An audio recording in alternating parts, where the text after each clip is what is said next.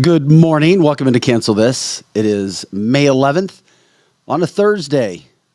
Kind of our show before the show. Get in a few minutes. Kind of set the mood, set the tone. Hope everybody's doing all well, doing right today. Lizzie is on the chat line as always. We love her. Nobody does it better than she does on several platforms. Good morning, Kim and Karen. Love to see you guys that jump in early when we get a chance to talk, catch up a little bit. Just doing some final show prep for today. I can tell you this. We were trying to do a flat earth segment tomorrow for our conspiracy theory Friday. Dude, my dude disappeared on me. I can't he's not responding. Maybe he got abducted by aliens. Maybe what? Maybe he got abducted by aliens. Yeah. Tabitha said, it was funny. I told her this last night. She's like, maybe he fell off the edge of the earth.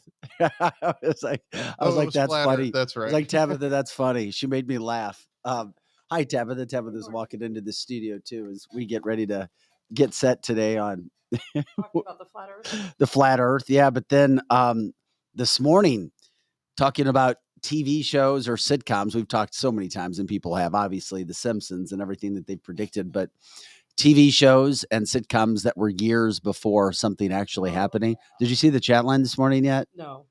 Lizzie and Alex are on it. Very much on it. Very, very, very much on it. Good morning, Angie, Tim, and Paul. Because this whole Trump situation, this woman that came after him and accused him. She is a lunatic. Did you see that? Good morning, Sherry. Did you see the video of her interview with what's the guy, the guy from CNN, Anderson Cooper? No. Oh, she is a complete lunatic, and I don't say those things lightly. Well, this was a Law and Order SVU segment. Her case with Trump was a Law and Order 7 years before, allegedly. So good morning, Annette and Kimberly, as we get set. It's just. Well, he cut the interview off. It was literally that crazy because she said, well, most people consider rape to be physical. Yeah. And she's like, this wasn't sexual at all. That's what I said last week. Yeah, but we were talking, whenever somebody said that last week, it was somebody on the comment line. We were talking about Tara Reid, the woman who accused Biden, not the woman who accused Trump. Not what you're saying. But I watched part of that interview. Yeah. With, and so with Henderson. The person who said that rape is sexy, that is the woman who's accusing Trump, not Biden. Gotcha. She's crazy. I mean, she's clear. Anderson Cooper knew she was crazy. Good morning, Heather, to Lizzie. How are you doing? Yeah, just fascinating. By the way, I don't know if you were here yesterday on our show before the show. I was like, yeah, you were. When I was talking about my son making eggs. Yes. Because it's his finals week being a senior. Making scrambled eggs is an art. He 2 days in a row. So he made them 2 days in a row. Now, if he stirring? Yes, he's doing it. He said, Dad, I even whisked it. And I was like, what? You know what whisk is? Now, but there is a second part to this. Stir. No. Stir. That's the key. Cleaning the freaking pan when he's done. I've never been more happy to see a dirty pan in my life than to know, hi, Jerry, that he's... Does he put cheese in them? He has not advanced to that stage yet, but he may advance to the stage of omelet making. Who knows? Maybe someday. It's easier to make an omelet than it is to make good scrambled eggs. Because you just flip it. That's right. Yeah, I agree. I totally agree with you on that. Yeah, I mean. There's a reason why chefs teach their students how to scramble eggs first. Because I had no idea. It is not easy. It's not easy to make good scrambled eggs. I mean, there's a difference between anybody can scramble some eggs up, but there's a difference between making them the proper way, which it sounds like he's doing. I wonder, but isn't that kind of like beauty's in the eye of the beholder? Well, they're supposed to be. Well, no, they're supposed to be very fluffy and creamy. Mine end up not being that way. Mine are hard and heavy. Mine get it. Too. Oh man. Hard and heavy. I have a machine that does it for me now.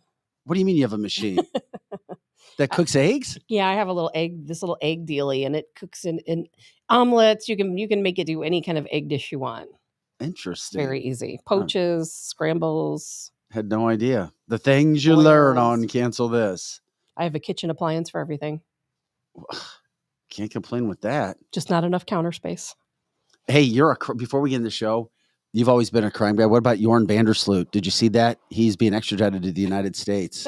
Jorn Vandersloot with Natalie Holloway. That guy is as guilty gets. But he's being I mean, we all extradited, know. not on her case, but I think on Yeah, a separate case. I'm sure. I wouldn't be surprised if he has killed multiple people in his lifetime before he got caught.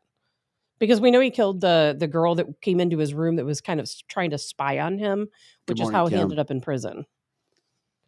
It's just interesting how things can come full circle eventually. That's eventually. Right. You cannot run and hide from the law. That goes all the way back, I think, to 2005.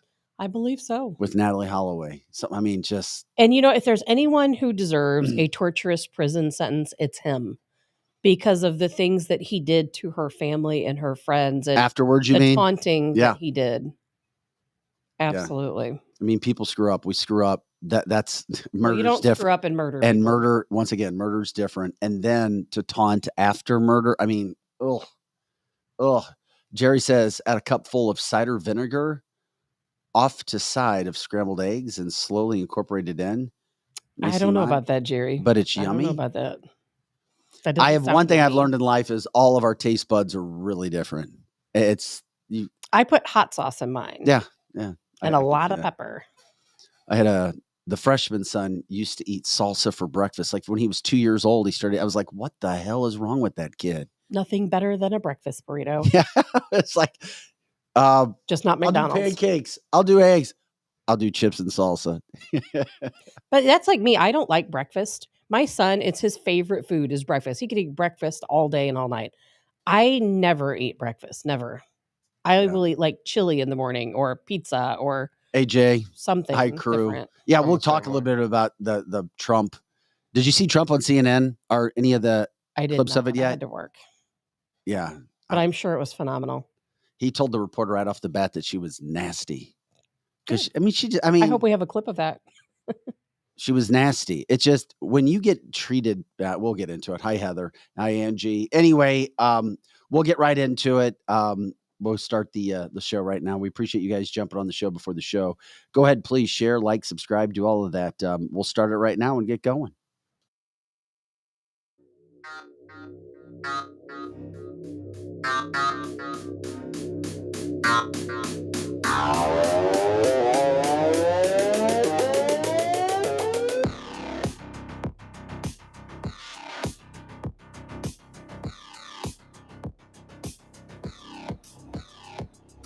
Hey guys, welcome into cancelthisshow.com. Good morning, Joe. How you doing today, my friend?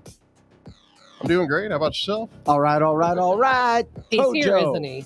He keeps coming back every day. Yeah, Pro Joe's in the house. Today I was here a little early, but yeah. Well, he set up a new laptop, which was very, very nice. We'll see what's going on with that coming up because we've got Vance Crowe in at 8:30. I really think you guys are going to enjoy this interview. I do. I really, really do. Vance Crowe with Legacy Interviews. He's got this cool business, too, that he's videotaping and capturing, recording moments with families and elder ones in families so that you have those for the rest of your life. Fantastic business. Sounds amazing. Yeah. I wish I would have met him a couple of years ago. Oh, yeah. No, I hear you. But he was also hired by Monsanto to teach millennials or to win millennials over to pesticides. We'll get into all that. Does he still work at Monsanto? No. I didn't think so. No, he doesn't. Well, you can say that to him and ask him. Otherwise, he wouldn't be on the show, I'm assuming. Well, no, he's not with Monsanto. He does this business, Legacy Interviews. He'll get into what's happening with the cattle herd, why egg prices are up, and of course, why Monsanto's trying to kill us. No, Monsanto and Jordan Peterson and Monsanto together now.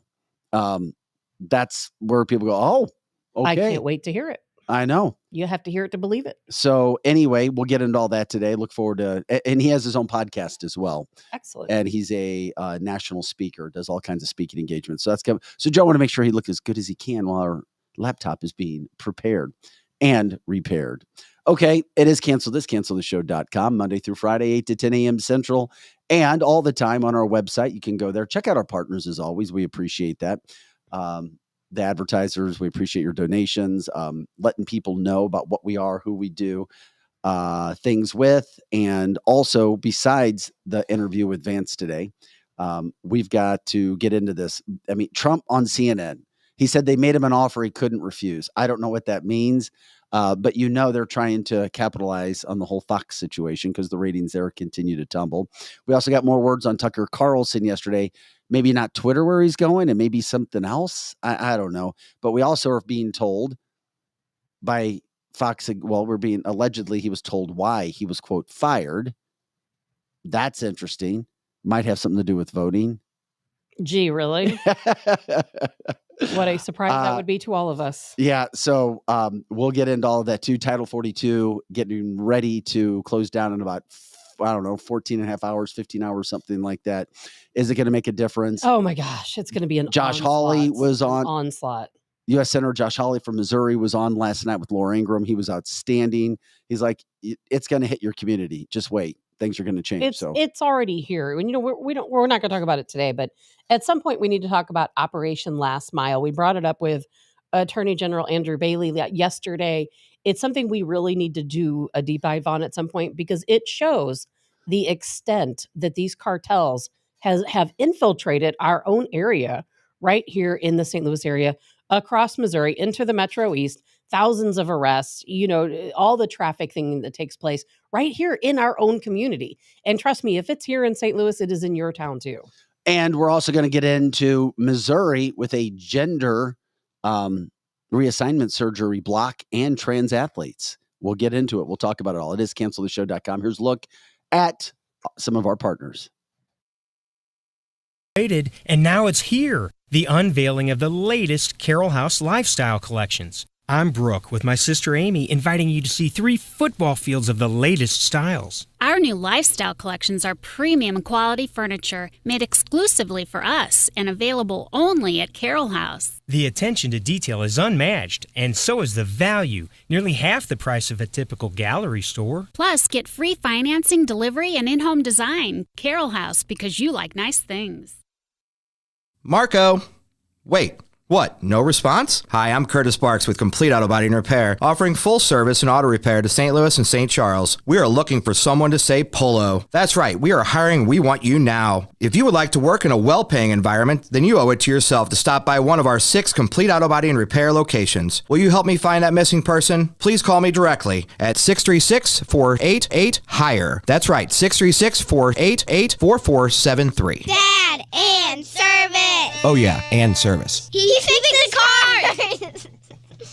Kathy O. Big Strick, owner of Experience Real Estate Partners with eXp, has been one of St. Louis, Missouri's highest selling groups for 26 years running. In that time, Kathy and her team have successfully assisted an incredible 4,000 families. So if you're thinking about buying, building, or selling, be sure to put Kathy's group and their experience to work for you, and you can expect to be moved. Just give her a call at 314-276-SOLD. That's 314-276-7653, or find her online at experience-re.com.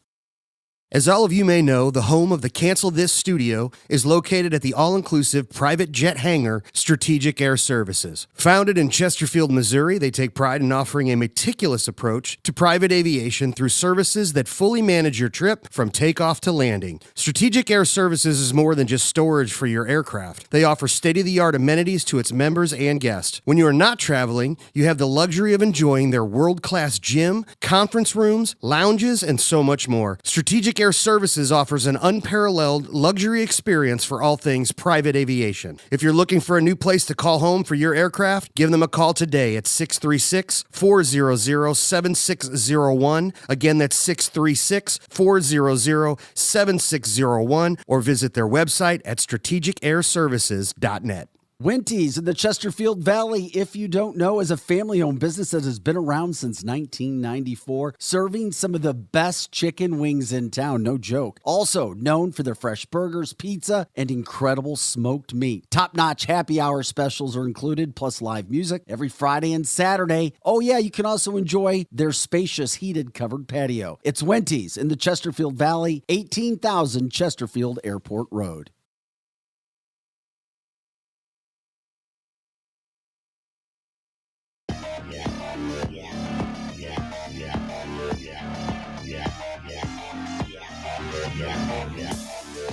Hey guys, welcome back to cancelthisshow.com. I'm Vic Faust with Tabitha Hassel. Eric Johnson en route. Lizzie Sparks running the chat line as she always does. Multiples at the same time. She's at home today doing that. Pro Joe's in the house, and coming up in about, 20 minutes or so, we've got Vance Crowe.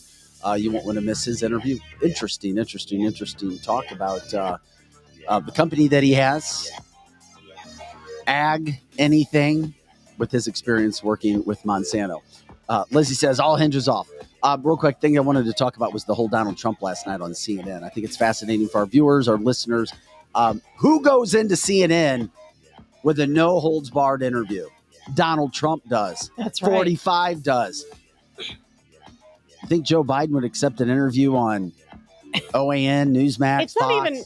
even about Would where. he accept Vic. an interview with CNN? Would he accept an interview, period? I would love to see Biden just sit down and answer questions because he's not cognitively able to do so.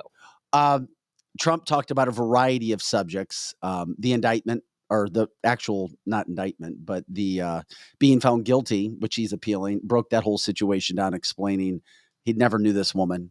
And her credibility doesn't even seem like it's all that great. Not at all. That's the first part. The second part of that whole situation, he was talking about Title 42 ending and how lives are going to change in the United States. He broke it down. You see a leader.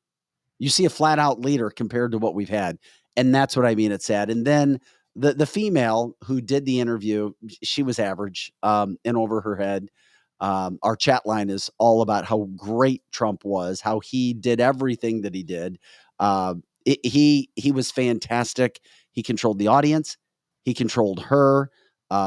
Jerry Singleton from the line said that he pulled out the transcript of his last speech on J6 and she STFU and changed the subject. I bet she did.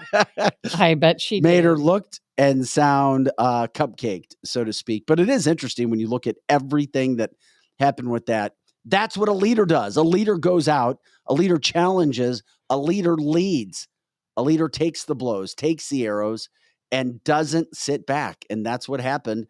CNN, Crew says CNN thought that their see you next Tuesday was arrogant and disgusting enough to get under Trump's skin.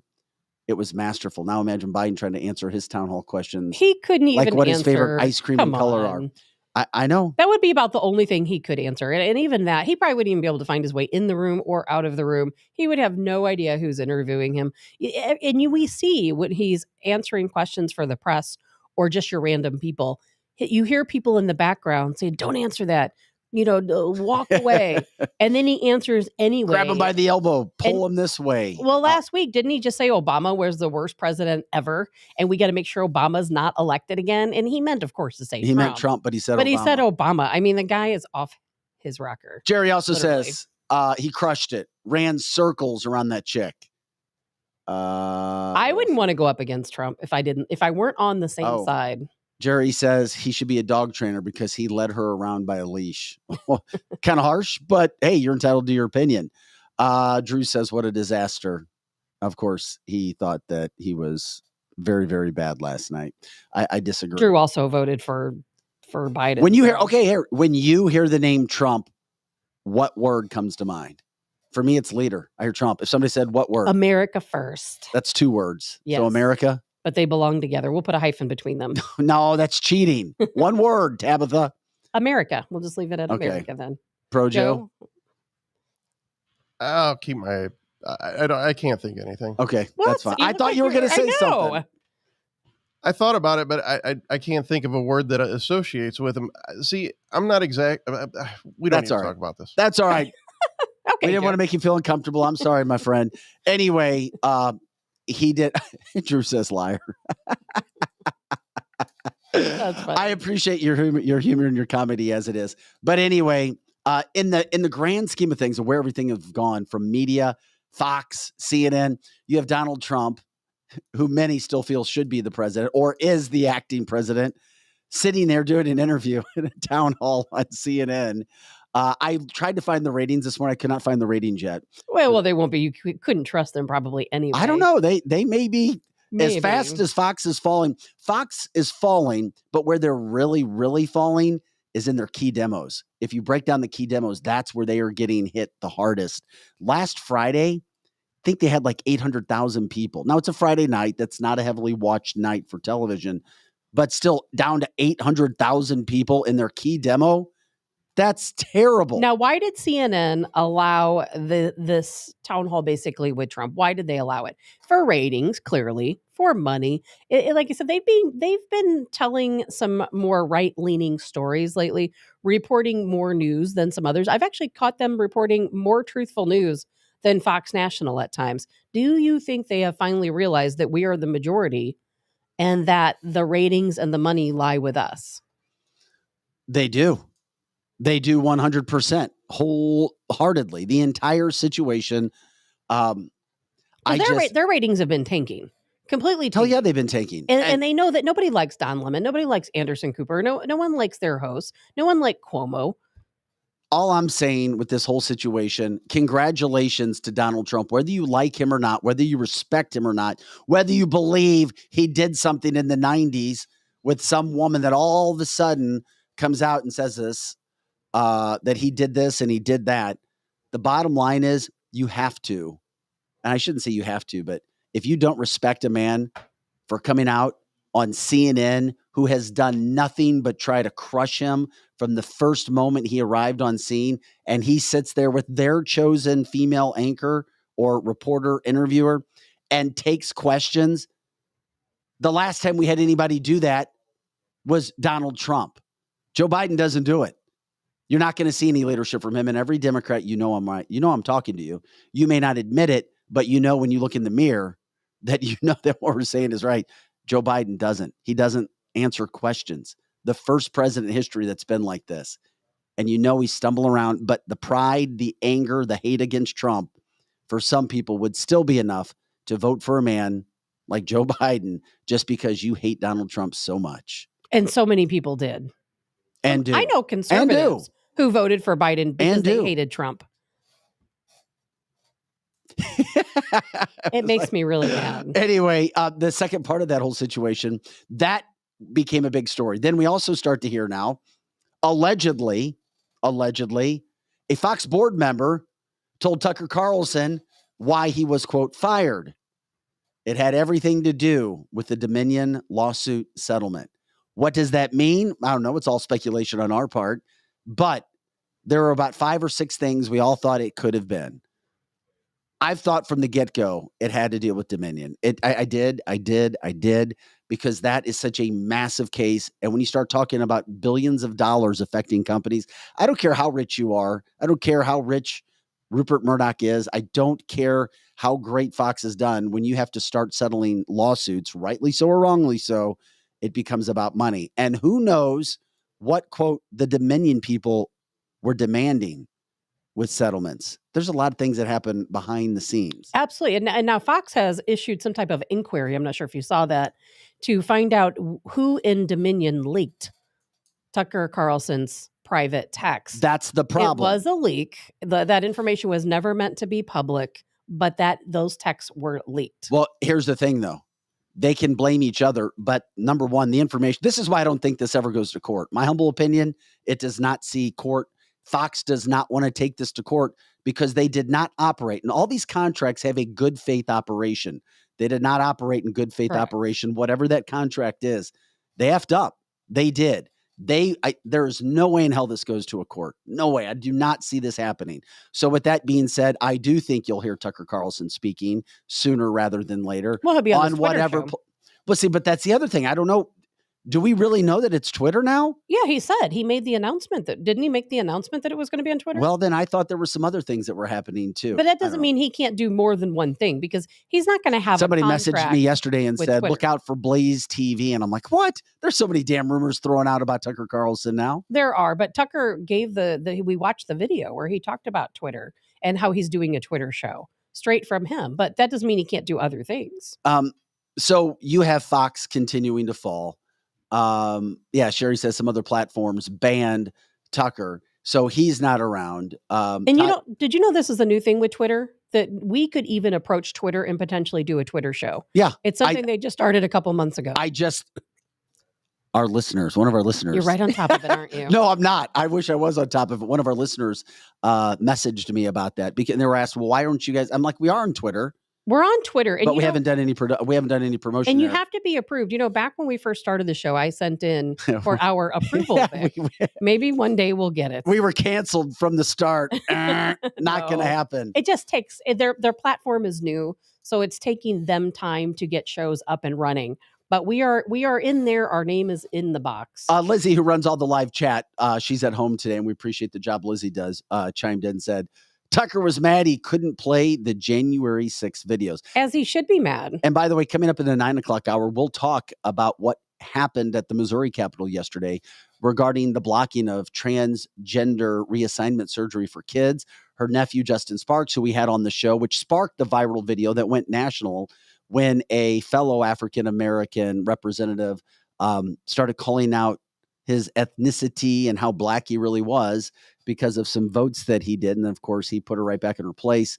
He was involved with this situation that's going on, certainly making a name for himself in the Missouri legislature, being a young up-and-coming attorney. So I know you get excited about that. Congratulations, Lizzie, because that was legislation that he was involved with at the state capitol and told us what he was going to do it. Glenn Thompson says Valuetainment offered Tucker $100 million. I did see that. I did not see that. I don't even know who Valuetainment came out last week and offered him that. Who wasn't. Are they? They do a lot of things.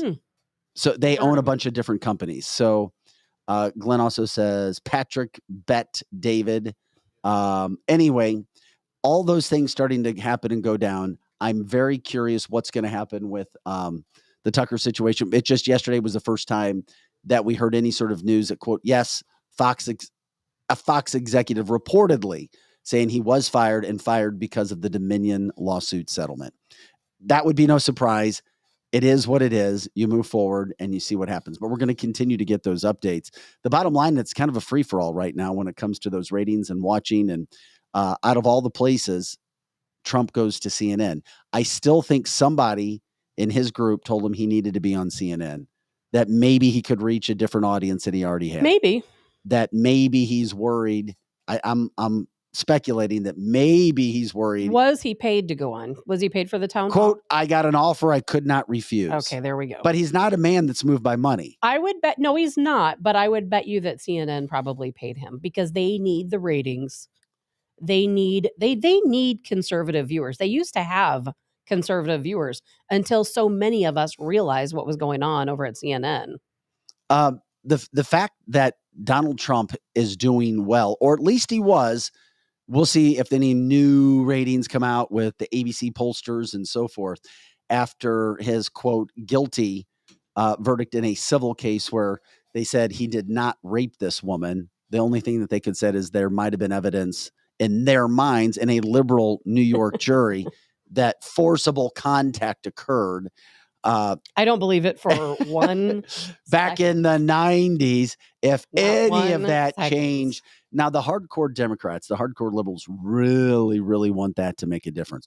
Oh, that's going to kill them. No, it's not going to make, even if it were true, it wouldn't make any difference whatsoever because we know Biden raped someone. Tara Reade's going to come out and testify. Well, we can't say we know that. Well, we know based on her testimony. When somebody testifies under oath that they were raped. Well, so did the woman against Trump, but she did. But we can have our opinion, but then we have what the law says. Yeah, I'm taking what the law says. I get it. So I don't think it's going to even be a ripple for Donald Trump after this, but he's arguably the most popular man in America. I mean, he is. And Tucker Carlson these days, for that matter. I mean, don't most of us, let's just be honest here with Trump. You know, I love Trump. I've met him. I worked as his little campaign girl back in the year 2000. You said you'd ride his little. You said you'd like to ride his little dinghy too. No. That was your quote. I was talking about the boat that goes to the big boat. I know, but you said you'd ride his little dinghy. Stop! I was talking about a boat. But whenever I met him, I presented him with a Trump for President 2000 button back in the day. And, you know, very super nice guy. He doesn't drink. So you can't say, well, he was out on a bender and molested this girl in a bathroom stall. And I don't know the guy. I can't attest to his how he is with women. And if somebody said, well, Trump groped a woman in the bathroom stall, I would believe it because it makes sense to me. But does it mean I wouldn't vote for him? No, because he still had the best policies this country could have. And look at all the prior presidents. Look at JFK and the affairs that he had, which are so well known. You know, look at most of Clinton and everything he does, also impeached. And guess what? People still voted for him. Todd says the CNN audience, which he watched last night, was on Trump's side, surprisingly. And that was a CNN audience. Very interesting when that thing happens. So keep in mind, when all this stuff starts to shake out, who is ready to go into the lion's den? It was Donald Trump. He went into the lion's den last night. And in this day and age where politicians, including Republicans, this is cancel this, we call it all out, who won't do interviews, who won't go in front of the media because they feel it's good for their, quote, campaigns. And campaign managers are now advising both Republicans and Democrats on this strategy. And by the way, did you know that there are now, this is going to blow your mind. Well, it shouldn't blow your mind. There are now study groups where campaign managers are going to conferences on how to handle these sorts of situations in the media. Now, there's always been groups and lawyers who take care of PR when it comes to crisis management, when it comes to those sorts of situations. But now, because I know somebody who does it, they're teaching the younger campaign managers how to avoid media. Imagine that. No, it's one thing to get in the media. You need to use the media for your side. You do. You have to get recognized. But then there's also an art now to staying out of the media at the right times. Nothing wrong with that. And there's a lot of money that's changing hands when it comes to the PACs and teaching campaigns and politicians how to jump in, jump out, jump over here, go over there. It's just fascinating, which unfortunately,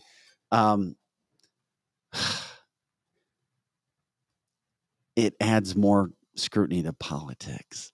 Anyway, this is cancelthisshow.com. Here, coming up in just a couple minutes, we got Vance Crowe on. We've been promoting him all week. Can't wait to have him on, introduce him. By the way, as we have him on today, if you have questions, let us know. I'll try to write those down because he's going to cover a variety of topics. Super intelligent guy, has lived, 2 or 3 lives already, Vance, at a younger age, right at the end of the cusp of that millennial age. And yeah, you can come on studio whenever you want. But it's fascinating. And that's why we want to hear what he has to say today. We'll get into all these subjects that we talked about. I'll just go ahead and do the introduction now. Yeah, you can stand, you can sit, whatever's comfortable to you, bud. We've got Vance Crowe on the show. I'll do a little bit of an introduction. Vance, at one point in time, worked for Monsanto and had one of the coolest yet most, in my opinion, complicated jobs that you could have. Joe, we had a little bit of buzz all of a sudden that came in. But anyway, he worked for Monsanto, and he traveled the country to try to teach millennials about pesticides. And, let's get to the bottom of this, why it would work, why it wouldn't, those sorts of things. And then the other situation with that is the fact that now he runs a company called Legacy Interviews. He'll tell you about that. He knows a lot about the ag industry. We'll get into some of those situations as well. And we'll take care of that sound, that buzz. Pro Joe is on it right now. But with that being said, Tabitha, before we bring Vance in, because I want to make sure that we get that audio as good as we possibly can. Today, I want you to think about this. You're not going to be here for a 9 o'clock hour. Correct. So if you get an opportunity, there you go, Joe. We appreciate it. You can let me know what we should be talking about during the 9 o'clock hour. Maybe I take on a tab steak. Ooh, now that would be interesting. we will try. One of the other things coming up that we talked about. Yeah, that's all right, Pro Joe. It's fine now. No, we don't hear, but is it all turned down? Oh yeah, he's got the mic muted now. It could be the new laptop. And by the way, Vance, we just kind of rock and roll with things. It's live podcasting that we try to take care of. Pro Joe, you just let me know, and we'll get to Vance when you have. It's not terrible. I think it shouldn't be the laptop or anything. It has to do with the microphone, and I have all the connections are solid. I have no idea. Okay, it's a rock and roll show that we go with. It's not the worst. Well, we'll see. I mean, and so, Projo, are you saying there's nothing we can do right now? If there's not, then we'll just rock with it, buddy. And we'll go with it. Oh, there it is. It stopped. No, it's because he unplugged the microphone. Oh, okay. Yeah, Vance knows what he's doing. He does a podcast of his own. Yeah, definitely something maybe with the wiring somewhere down the Vance, line. I promise you this has never happened, my friend. Oh, I Never. understand. It's never happened. That's exactly And the it's way not it even goes. a PRL, Monday. we have video walls that Well- fall on our heads and we still do the show. We're fine. Well, let me tell you, but the last time it happened was like our first week. It happened in the first it week. gives it character. It's like salt. Yeah, it's like Yes, I like it. it's like down in the basement. hmm It's over there in the corner. That's all right. Yeah, Cindy says, yeah, now it's a rock and roll show. That's right. Eric's in the house. hmm I'm literally on 1/8 of a brain today. I don't know what Did it you is. go out drinking last night? So I'm on par with Tabitha today. Was last night? Hey, now was last night band practice? No, it was just ever had that thing where you sleep wrong on your pillow and your brain wakes up and it just doesn't work. Yeah, I didn't get any sleep last night. I don't know what it was. It was this low pressure system or something, or maybe it was the Trump interview. By the way, that Trump interview. Did you watch some of it? Well, first of all, hold on. I hope you saw some of it because Tabitha. So I didn't see it. I'm literally doing something completely I'm just kind of resting, and I turn to the right, and there's Trump on CNN. You're like, what? Nobody gave me no damn heads up. We talked about it yesterday. We talked a little bit about yesterday. No, it was absolutely insane. And that what was her name? Who's the moderator on that CNN panel? She is the rudest person I think I've ever met in my life. Here's the thing: she came off She's that so way. unbelievably. It's called a town hall. It is not a debate, and I'm not debating you. Why don't you just throw it to the damn audience? And Trump answered those questions as good as he could last night. She was being rude to stand up for her people.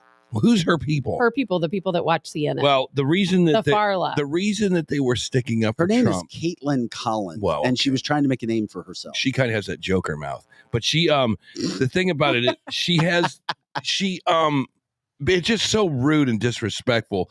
If you're going to invite someone to come to your house, you basically just feed them the questions, you let the people decide, and then you throw to the audience, and that is how you run a moderated town hall. When she started interjecting herself into this, the only thing I could think of is, why don't you do the same thing to Biden when you have him in front of you? Because he's not in front of you. Yeah, good point. So she was terrible to He Dave has Navarro. to get in front of you first. She had Navarro on one time talking about China, and she just kept blasting him, and he right. blasted her right back. I think she's like that to everyone. It's just her personality.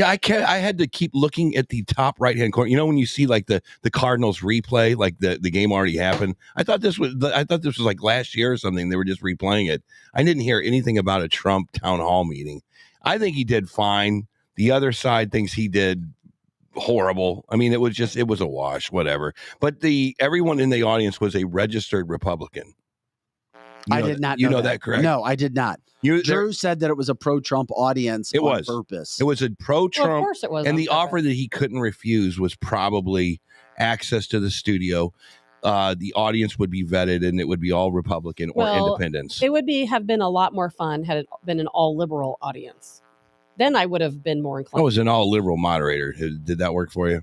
Yeah, definitely. Maybe that's why she felt like she had to do that too, to stand up.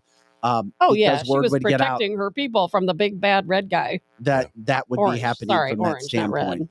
Yeah. So yeah, Joe, I know you've been trying. You think it's a cord? We'll see what we can do.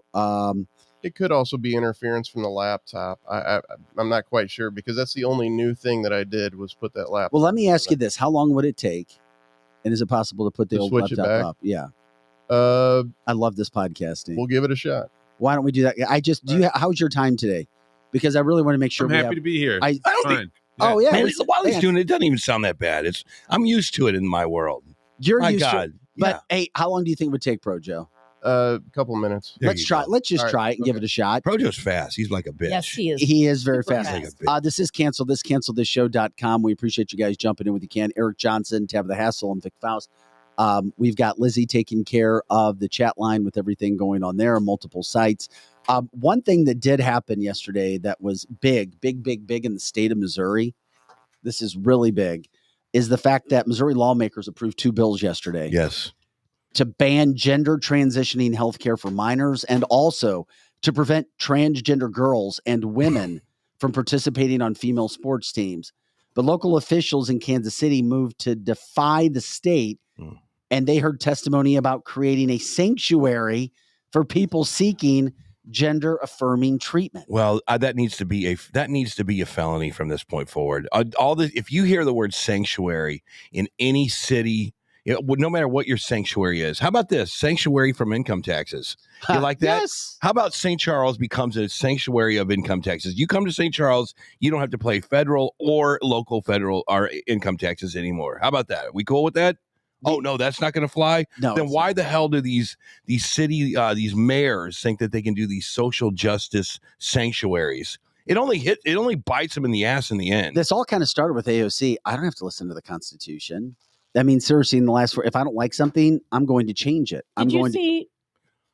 Sorry, go ahead. No, go ahead. I didn't mean to interrupt you. Did you see what North Dakota did? No. The North Dakota governor, I can't recall his name right now, he signed a bill where schools no longer have to use pronouns. So if you are a student. Yes. That's in North Dakota. If you are a student and you say, well, yes, my name is Mary, but I go by he or him. Yes. The school does not have to recognize that. You're still Mary. You're still she, her. Okay. Well, here's some more of the specifics on what the state of Missouri did yesterday. Transgender minors in Missouri would no longer have access to puberty blockers, hormones, or gender surgery under the bill that was passed by the Republican-led House. This would eliminate what this show has always been about, kids having access to change their bodies under the age of 18 when you can't vote and you can't drink. Wow, common sense laws being written. How about that? Yeah, but Missouri is also now being called this racist state, hate monger state. Now, the ban also affects some adults. Medicaid health care won't cover any gender-affirming care in the state, and surgery will no longer be available to prisoners or inmates. And if you didn't know this, prisoners and inmates had the opportunity to have sex changes. No, you're lying. I'm not lying. So you go, and who do you and it's paid for by insurance. Let's see. On Saturday, I'm going to go create a felony so I get arrested so I can become a she. People actually, yes. Come on. As crazy as it sounds, that has been happening. But see, Vic, you didn't believe me 2 years ago when I said that stuff, man.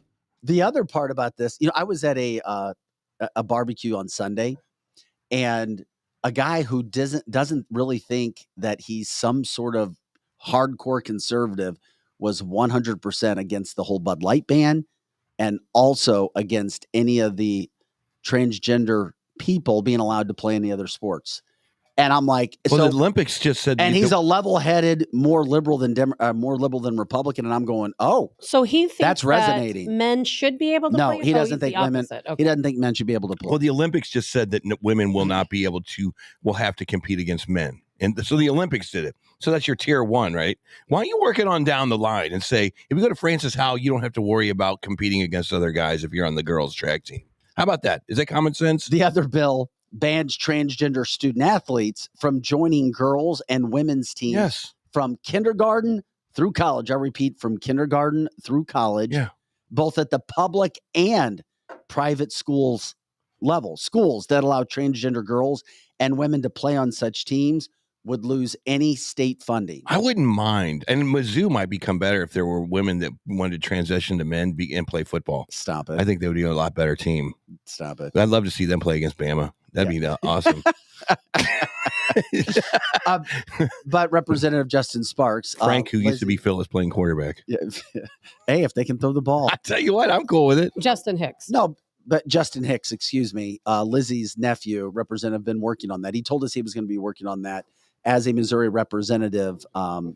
So the whole situation with that is Missouri trying to come out, lead the way.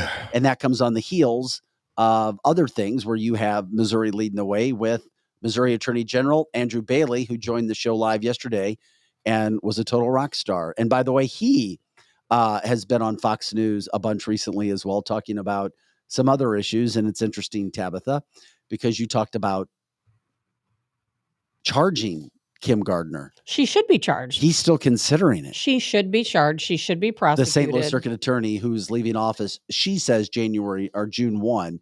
He's trying to have her leave ASAP. And because Vic, her actions, her willful neglect caused the loss of lives. It caused people, potentially innocent people, because they're innocent until proven guilty, to sit in jail for lengthy times. And think of the things that happened to some of these people while they were in jail. A couple of them were killed. Some of them were assaulted. They were denied their right to a speedy trial. She should be prosecuted. She's completely petty right now. Who did you see the pictures of the two shooters that they had just a few days ago? And did you hear what happened? This is a fascinating story. Go ahead, Tab. You tell. Now they're saying that it was a stand your ground case, and it was stand your ground case. It was just self-defense because I didn't hear that part. Yeah, and because I thought that's why you brought it up. Well, no, we were transitioning out of what was going on in the state of Missouri with the transgender situation. State of Missouri leading the way on it. And how Andrew Bailey, from the law standpoint, leading the way in a situation in the state of Missouri for the rest of the country. And then what does Kim Gardner do now? She and her staff are refusing to press charges. Refusing? These people shot 2 people in broad daylight. Yes, in Cherokee during the Cinco de Mayo During Cinco de Mayo, and they are claiming that it was self-defense, stand your ground. They were standing their ground all right. Everybody else was running away. People have video. I mean, we have video of it.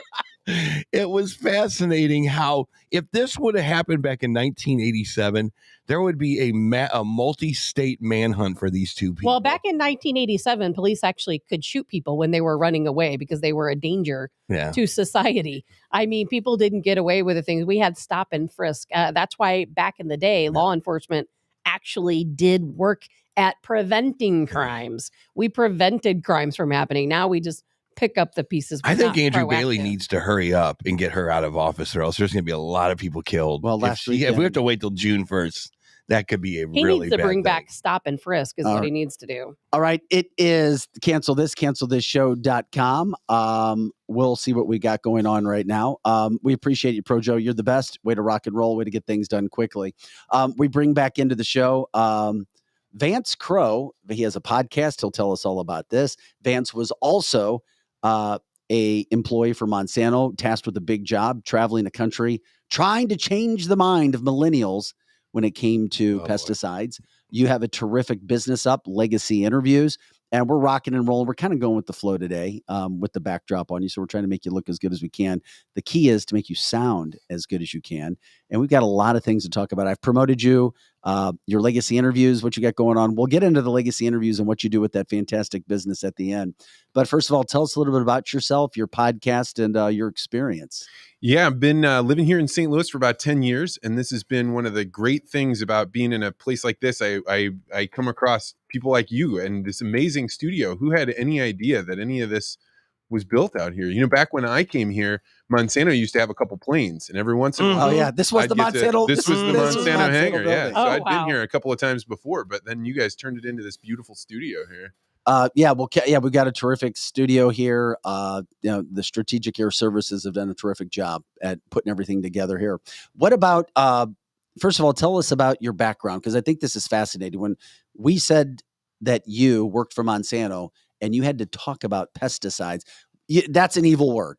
Well, I came to Monsanto really disliking them. You know, if you look at my biography, I was at all the places. And you don't work for Monsanto anymore. No, well, because Monsanto doesn't exist anymore. It's gone. It's Bayer, right? Is it Bayer? It's Bayer. So it is Bayer now. Bayer yeah, now. so Bayer bought it all. But when I was asked to come in and interview for the job was Director of Millennial Engagement. And I thought this was the funniest thing I'd ever heard in my life. Right? Like, no doubt. Who in the world, who in their right mind would want to go out and talk to millennials about this stuff? And I thought Monsanto was this dark, evil place, because everywhere I'd ever been, the U.S. Peace Corps, the World Bank, all these, college, they all told me Monsanto is evil. So I took the job interview because I was like, what I want to do is see inside of North Korea, and if I take the interview, I get to go look around this place. And what I found was here was a group of people that were willing to answer any question I had. Because I don't know if you've ever interviewed for a job you don't want, but it's about as much fun as you can possibly have. It's weird. That is the most odd thing in the world. It's kind of like a date. Yeah. So you're out there. Yeah. They can ask you anything you want. I don't want this job, Director of Millennial Engagement. Yes. So I'm sitting there saying, they're asking me like, what's your management style? And I'm giving them an answer. And then I'm like, why are you killing farmers in India? Yeah. Why are you enslaving farmers in debt? Yeah. And so they were answering all of my questions. And I get all the way to the end of this interview. And actually at Monsanto at the time, they did like 7 hours worth of interviews. So I get all the way done at the end of 7 hours. And the person that brought me in comes in and says, do you have any more questions for me? And I was like, yeah, you're gonna have a person be the director of millennial engagement. They're gonna go out and talk to millennials about why GMOs aren't bad. Yeah. How are you gonna train this person to do this job? Yeah. And she said, well, since you've been so curious during this whole thing where you've been asking us questions, what I think I do is line up a list of 50 people from throughout the company and have you sit down and ask them any question you want about GMOs, pesticides, how farms work. And after you're done with that list of 50 people, we'll sit down and I'll ask you questions and we'll figure out what you do and don't know. And then we'll write you another list of 50 people. And the light bulb went off in my head. I was like, these people don't understand. If I get a chance to interview 50 people, I will find out what's going on here. Yeah. And if they're as evil as everybody says they are, well, then I'm going to go write the greatest tell-all book of all time. Yeah.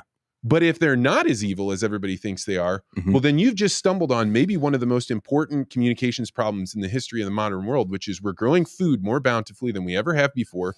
And yet people are angry about how their food is grown. Yeah. They're afraid of it. So how do you turn that around? So that was the job I ended up taking. I did it for 5 years and it was the most exciting 5 years of my life, going out and trying to figure out what's the truth out there. What is the truth? Yeah, really. Yeah, why? Because we see everybody sends me photos constantly. Says everything says bioengineered. What does that mean?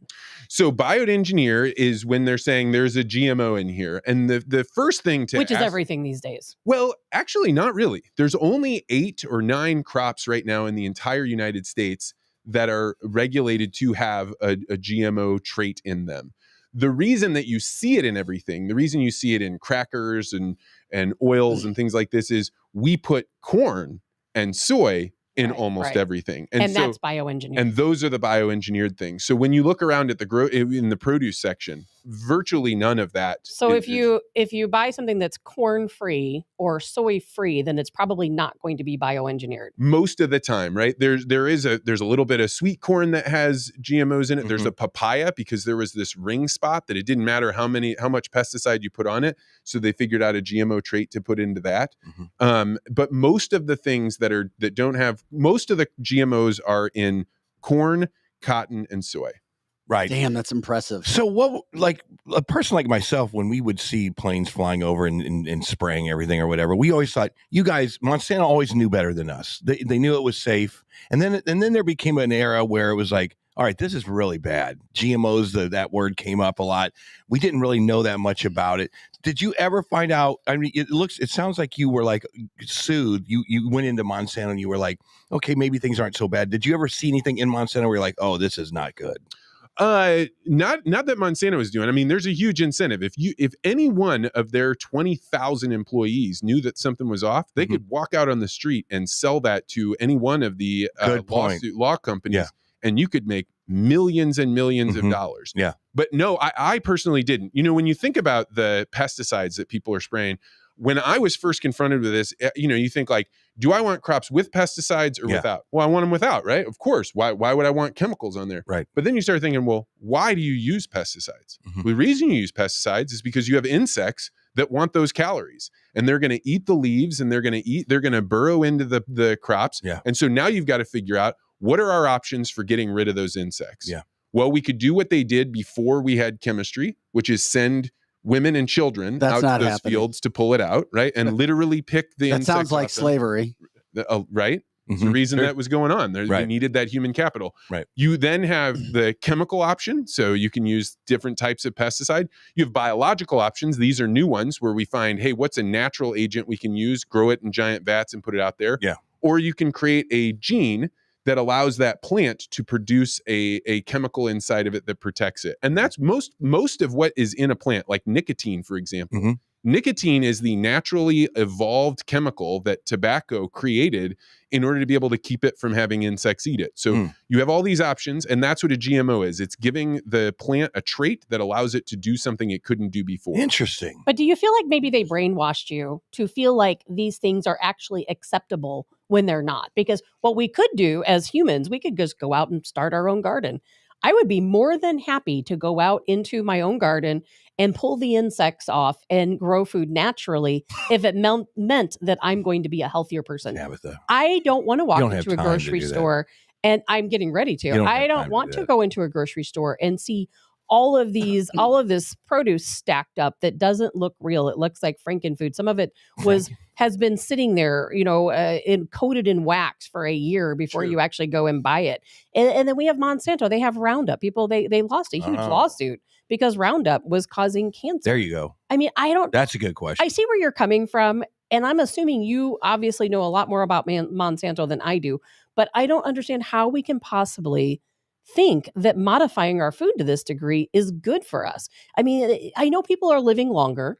So we can't say, well, it's killing everybody, Right. but we also do have cancers and celiac disease and all of these other things that are happening from potentially modifying not only food, but our dairy and other products we consume.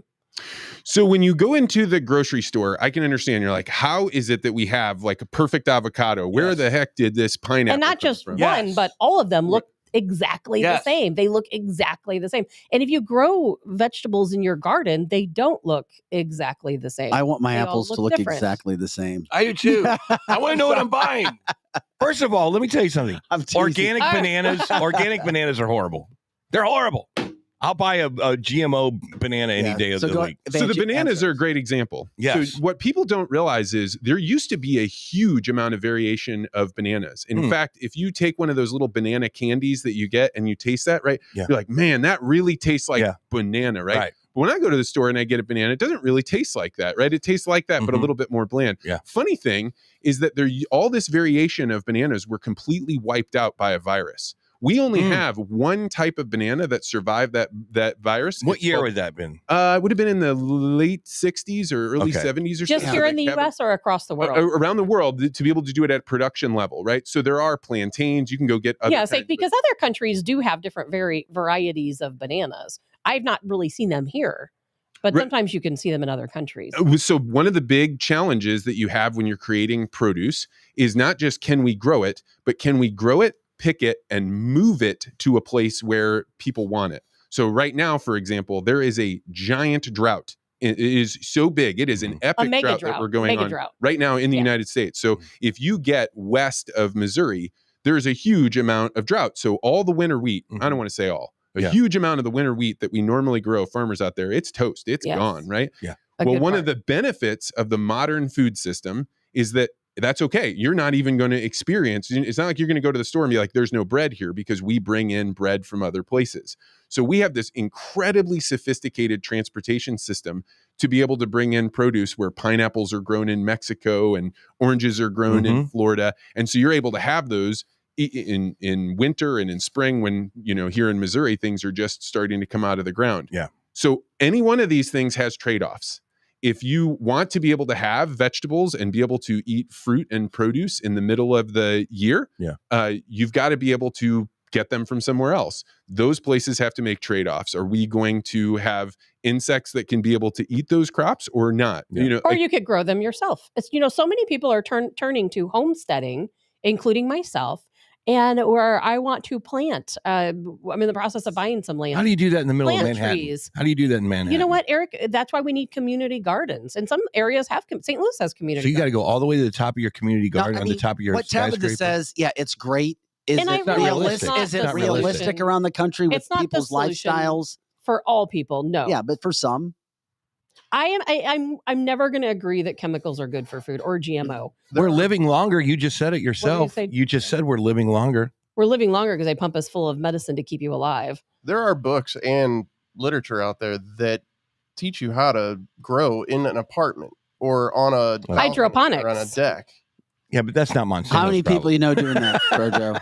How many people you know? Exactly, 4. He's got 4 people. I know if we no did one. a poll across the United States right now, it would be probably less than 2%. So the question with Monsanto has never been that, what you're talking about. Monsanto's always been praised for that, as a matter of fact. Thank you guys for spraying all the crops in Nebraska and Missouri and for keeping the bugs off of it. Thank you.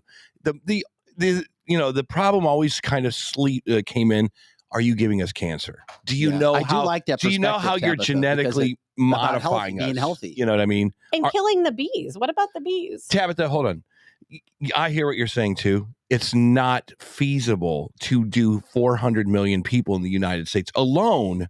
If people want bananas, oranges, strawberries, I get it. I grapes, totally get it. You can't do it. It's just not. So that is the solution. The problem has always been, probably since the 90s, what I can remember, is can I get cancer? Do I get you? Will you give me cancer?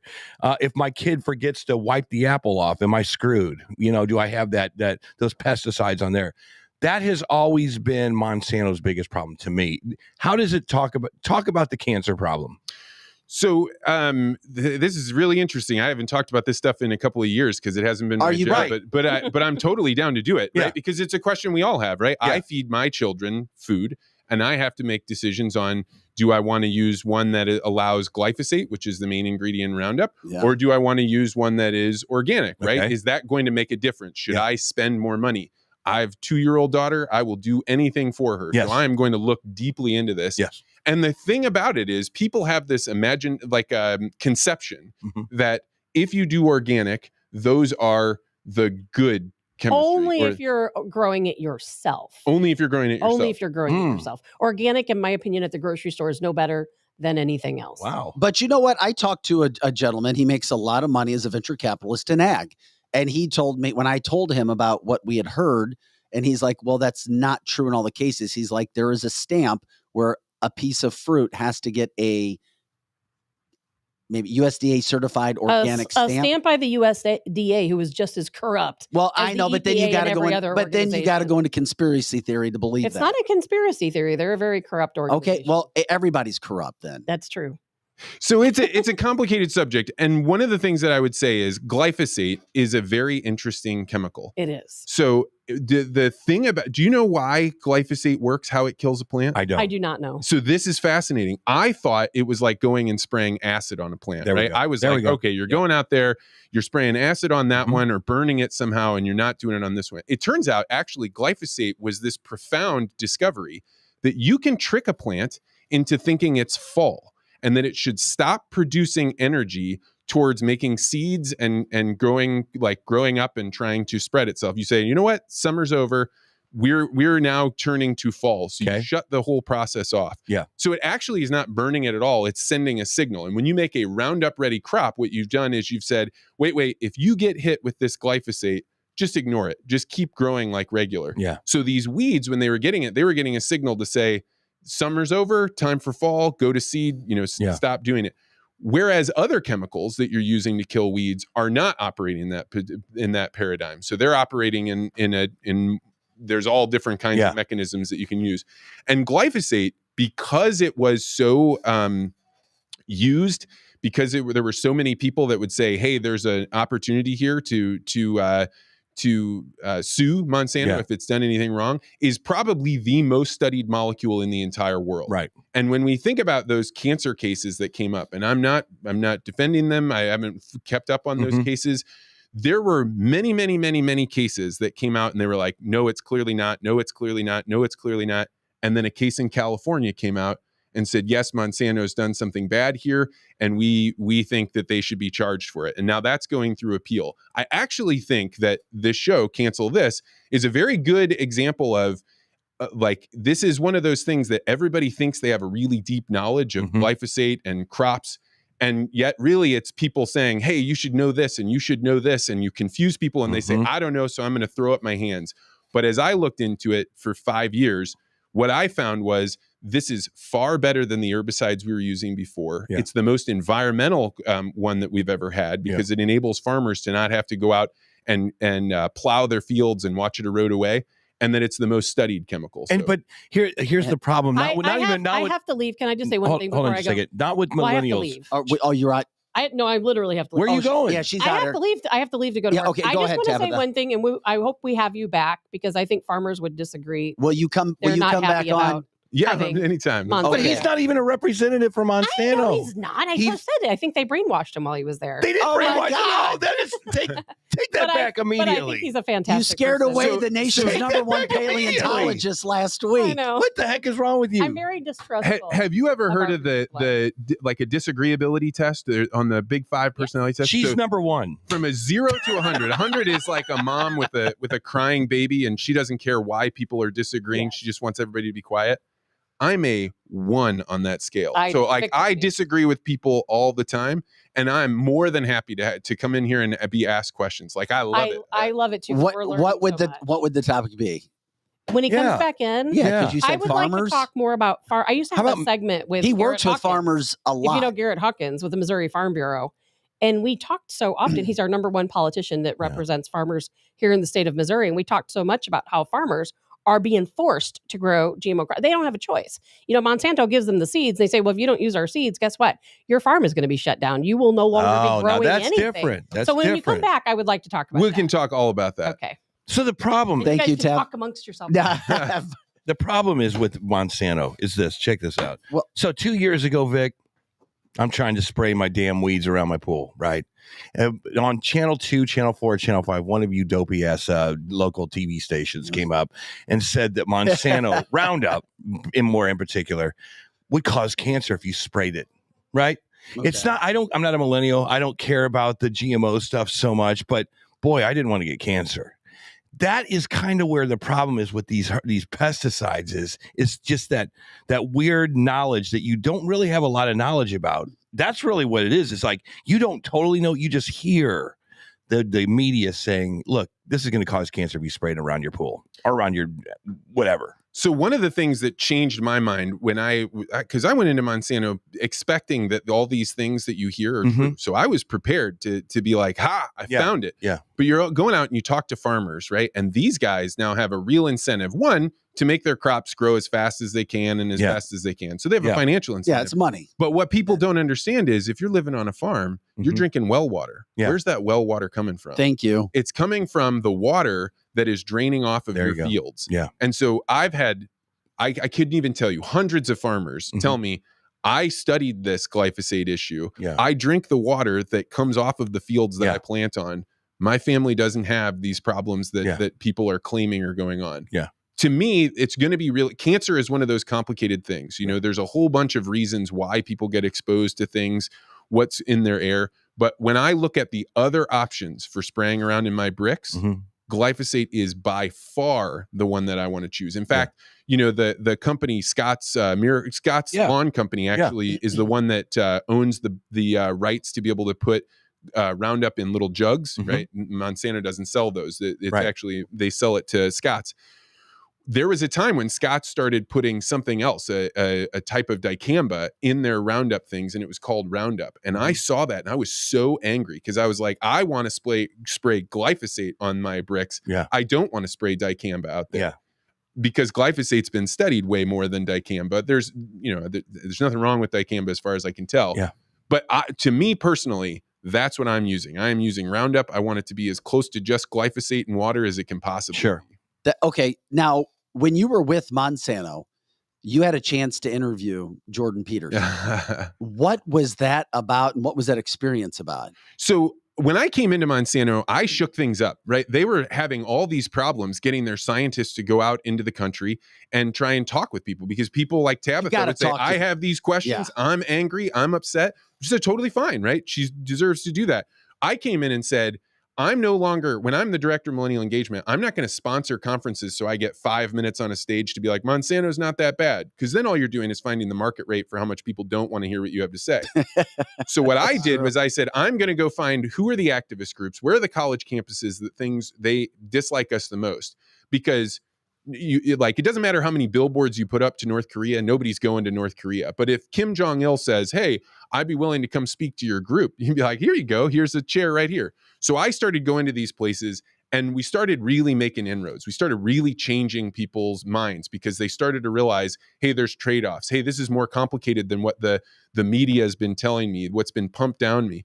And I made such good inroads that eventually the president of the American Farm Bureau came to me and he said, hey man, I am not here because I'm trying to make a name for myself. I already farm. I'm ready to be retired. I'm just here because I want to make a difference. You're pushing the envelope. what could we do that would really make farmers think, really push the envelope? And I said, well, how much do you want to push the envelope? and so he said, well, I really want to do something that's going to get people excited. And I said, this is when Jordan Peterson was, very few people knew him. I had heard him really early on.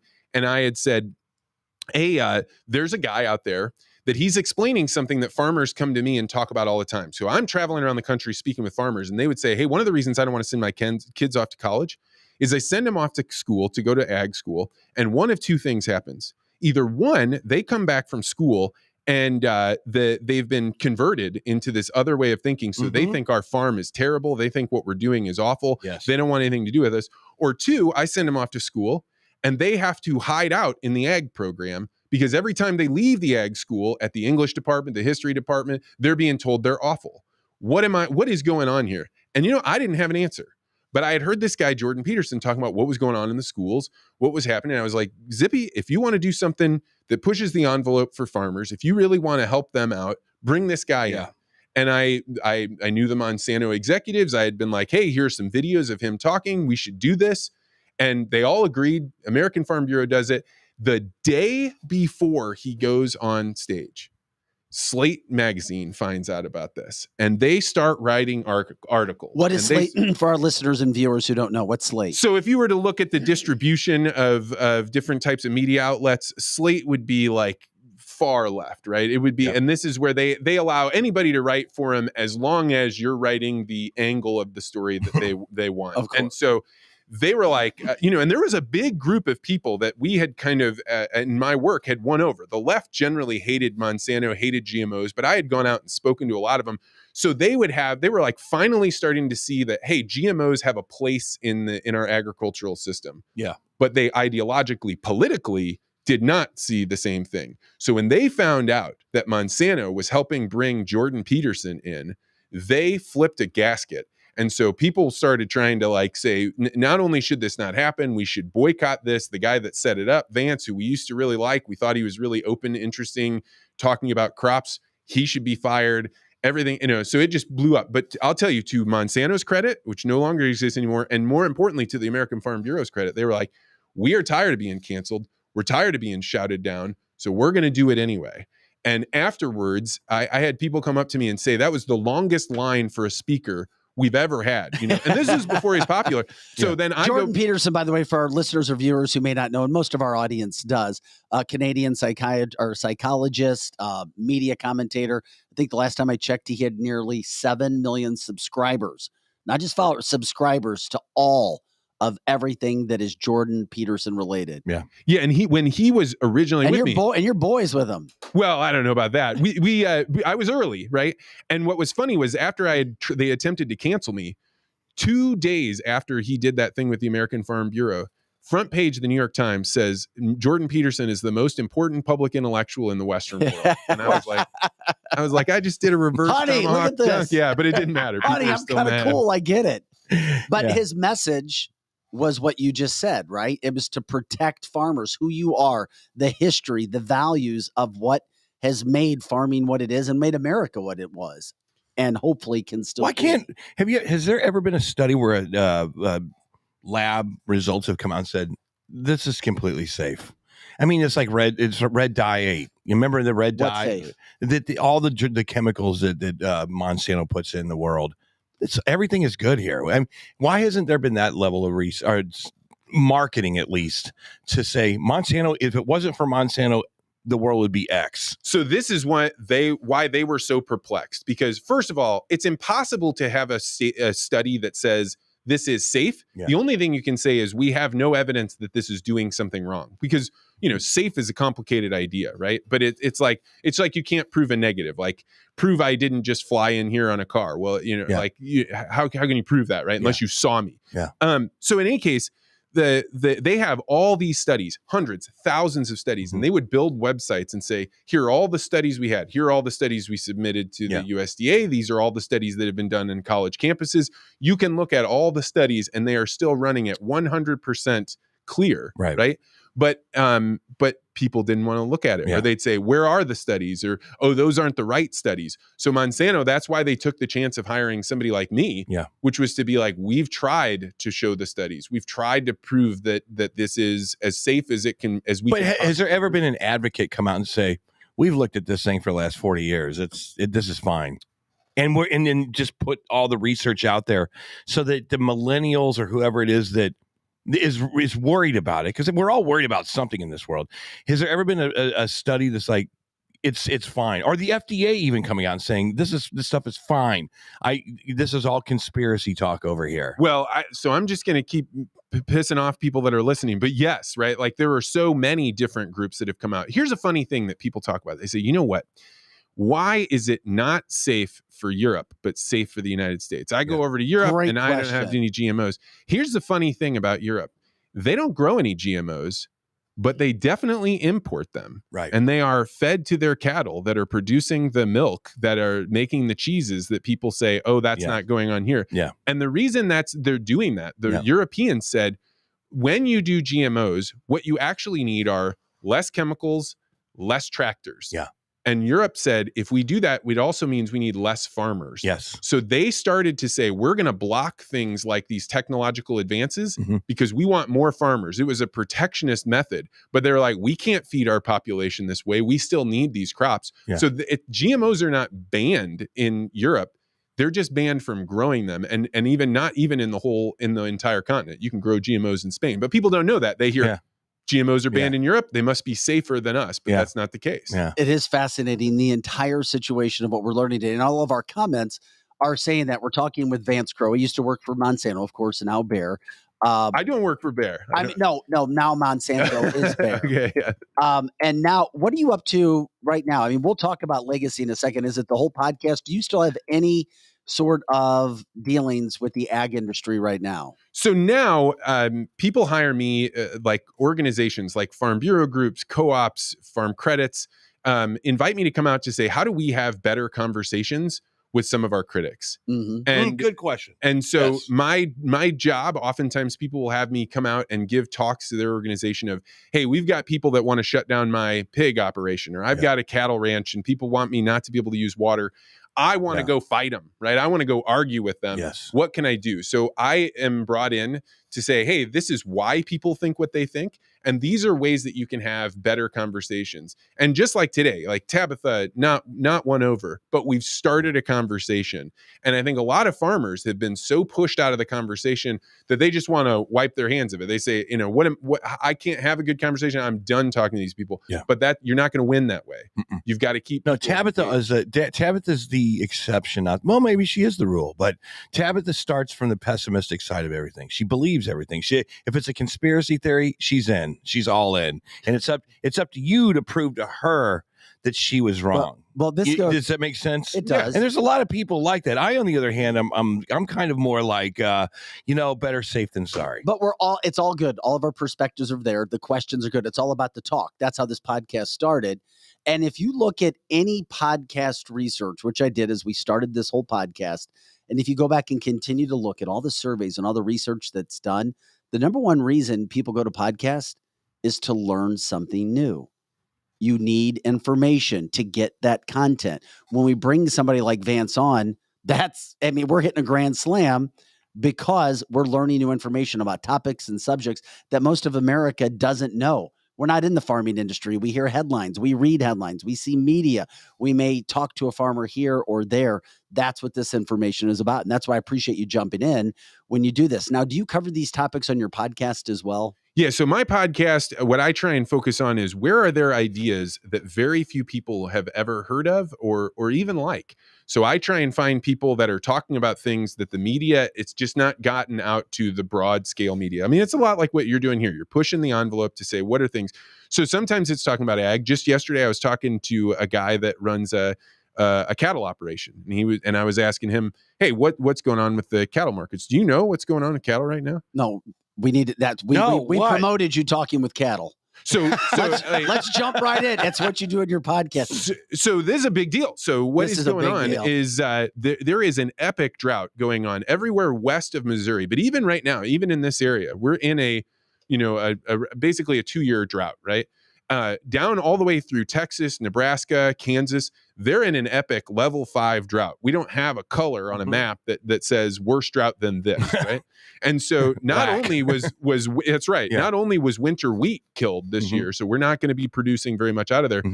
Most of the cattle that comes out of the West are on ranches where they just put the cattle out there in the pastures and they let them eat until they get to be about 800 pounds or so, maybe 750 pounds.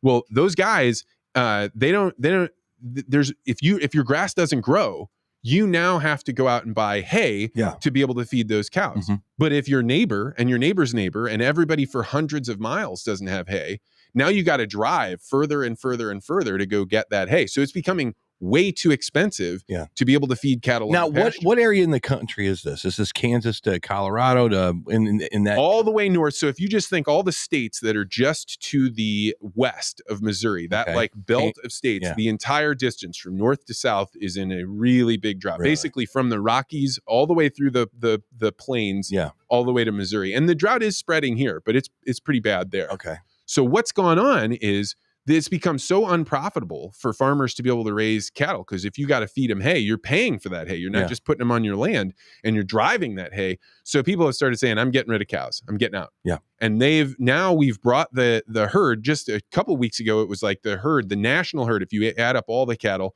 is now below 1970s level. Well, in the last week or so, it's starting to say, no, now we've actually gone to the 1960s level. And farmers are now starting to they're selling their heifers into the system. They're saying, so this means the cattle that are going to have more cows, right? We're not going to keep those around. We're going to sell them, which means the herd's going to get lower and lower and lower. And it's because this drought is causing all kinds of problems. And then on the other side, you guys mentioned just the other day about Tyson, like they're lowering the amount of food that they're projecting that consumers, the amount of meat people are going to eat.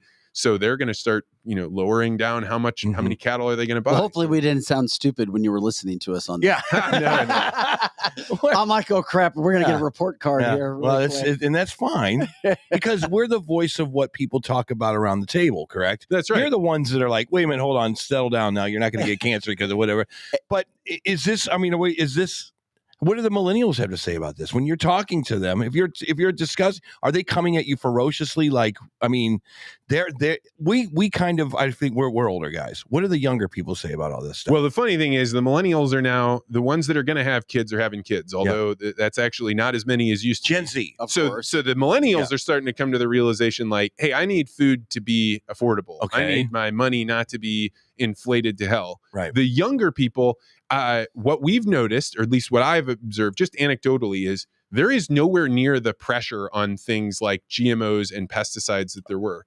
But a big part of that was the reason that pressure. So let me tell you guys a story. When I would tell people that I worked at Monsanto, you'd be at like a conference or a dinner party or something. If you're at a conference, you wear a name badge, right? Yeah. So I'd be talking to somebody and they'd be like, oh, this guy's interesting. What's his name? And they'd look down at my name badge and they'd see, oh, his name's got Monsanto on it. Yeah. So then they'd like pick their head up and then they'd look over their left shoulder, then they'd look over their right shoulder, and then they'd go, look, I don't have a problem with you. Oh boy. But I got a friend that really hates you, right? Yeah. And this happened over and over and over again. And what I found was people didn't actually have that much knowledge about Monsanto, or even those strong of feelings. Yeah. They just heard through the propaganda machines that millions against Monsanto, everybody hates this. And so you start to have this, I'm on the side of good or I'm on the side of right because everybody I know thinks this.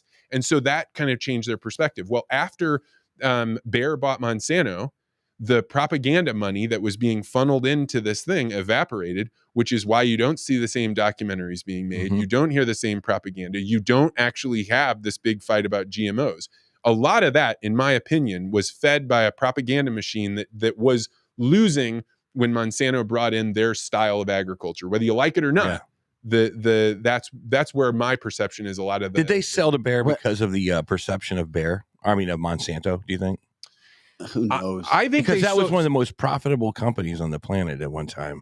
So is it so possible? Is Bayer. Yes. Well, that's true. Bayer actually viewed Monsanto as a different. So my personal belief was the ability to innovate in the United States has been stripped from our companies. Monsanto, the thing that they really was a brilliant company that did all kinds of crazy ideas, and most of them didn't work, but the ones that did were blockbusters, right? But what happened along the way is, as you start innovating, you start saying, hey, if you guys, the people that protested against Monsanto did the biggest favor to Monsanto that they possibly could have ever done. In fact, if Monsanto was trying to create a way for them to print money, it would be go hire protesters, because what happened would be, if you're creating a new GMO, it's going to cost you, let's say, $100 million to get that through the regulatory body. All these people come out and say, Monsanto's bad, you cause cancer, you should do all these things. Monsanto will be like, you know what we'll do? We'll go ahead and add on 3 more years of testing, $10 million a year. So now in order to get a GMO to market, it went from 100 million to 130 million. No small new companies can do that. Only the biggest companies can do and that's what freaking happens. But you know what's interesting? I have a friend who works at Bayer, and he loves the guidance. He loves the direction of Bayer right now. He said they're willing to go out on a limb and try to do some new things and not just stay status quo like a lot of old companies do and act scared. Yeah, and so that's what I was saying. I think the guys that were running Monsanto were like, it's too expensive. We don't have the capital to be able to keep trying new things, because every time we try and put it out, it's going to cost us so much in regulation. If there's somebody else that can come in and handle this, then we will. And so to me, losing Monsanto was one of the losses of a great system of innovation. And what we need in the place of it is 100 or 1,000 new small companies that are coming up with new innovative ideas. Are we seeing that? Do you see that anywhere? I think the regulative body in the United States makes it so the only place you can innovate is on a computer screen. I mean, if they could somehow... Exactly. Damn, that's a good point. Is Gen Z's looking for like a company that can invent a new style of water with no byproduct whatsoever? You spray it on it and you have the same results. That will never happen, will it? I mean, it's just like chemistry is what it is. Well, there are wildly cool innovations coming in agriculture. So there's this whole new field called biologicals. So this is where you're going into the soil, because we now have the ability to genetically test all kinds of things in the soil. So if somebody will go take out a spoonful of soil and they'll say, what's in here? Now, some of those, that microbiome, the same thing that you have in your gut that determines, hey, can I process this food or not? Probiotics, right? You can find bacteria in that soil that that pushes away insects, that gets rid of or creates some kind of protection, or makes that soil better able to grow roots. And so you can find out which one of those bacteria is it. Let's grab that out. Let's put it in a vat. Let's grow it up in huge quantities. And now instead of using chemistry, you're going out and you're using biology to be able to grow these crops. So it seems like people are like, I like that. And not to mention GPS systems and the technology that people are using. Absolutely. Just out of because we've been talking to you for a while, and there's still, what is going on with the egg prices, the egg industry? I mean, those prices are up and down and all around. Is there any reason why this is happening? So so for people that don't know, a few months ago, egg prices, you probably didn't see it at first, but egg prices at the wholesale level, the person that is selling eggs into the system, went up to $5 a dozen, right? And then eventually you saw those prices in the grocery store. People start complaining about it. You start seeing signs in your grocery store about how expensive they were. Well, then all of a sudden, the price collapsed. And now, right now, eggs are selling for about 95 cents a dozen. So you've gone from $5 down to below $1. It used to be that a 3 or 5 cent move in the price of eggs was like people throwing their arms up and freaking out because this was a big deal. Well, now we're watching $4 changes along in the eggs. And people have trouble knowing, why is this going on? One of the things that happened is there was an avian flu that went through the United States, and the government did everything they could to keep that quiet. So you got migratory birds. They, are pooping as they're flying across the plains. And if you have free range birds or birds that are out in the open, or somebody walks on that and then comes into the chicken coop, you're watching millions of birds get killed. So the supply of eggs went down. And so the amount that the price went. Now this collapse, it's hard to say. You know, people went away from college, so you don't have as many institutional eggs going. Do you believe there's anything nefarious going on? Because our co-host over here would say this is government related. And someone like me, I'm always looking. Which co-host is that? Projo or you, Tabitha? Tabitha, not you, of course. But is there something is the government trying to control food sources? Oh, that I don't think so. I think my perspective is, as soon as the government touches it, they're gonna screw it up. Okay, they're gonna make it worse. Are they maybe it's not Exactly. nefarious, but are they screwing up the market of eggs and of poultry or whatever? This is hard to say. Anytime, one of the things I can say is they've made it so burdensome for a small egg processor to exist. The amount of paperwork you got to do, the amount you have to pay a low skilled worker to be able to do their job. They've made it so hard that the only people that can compete are the larger and larger egg producers. Okay. Now, those producers, when you only have a few, they can control the price a lot more.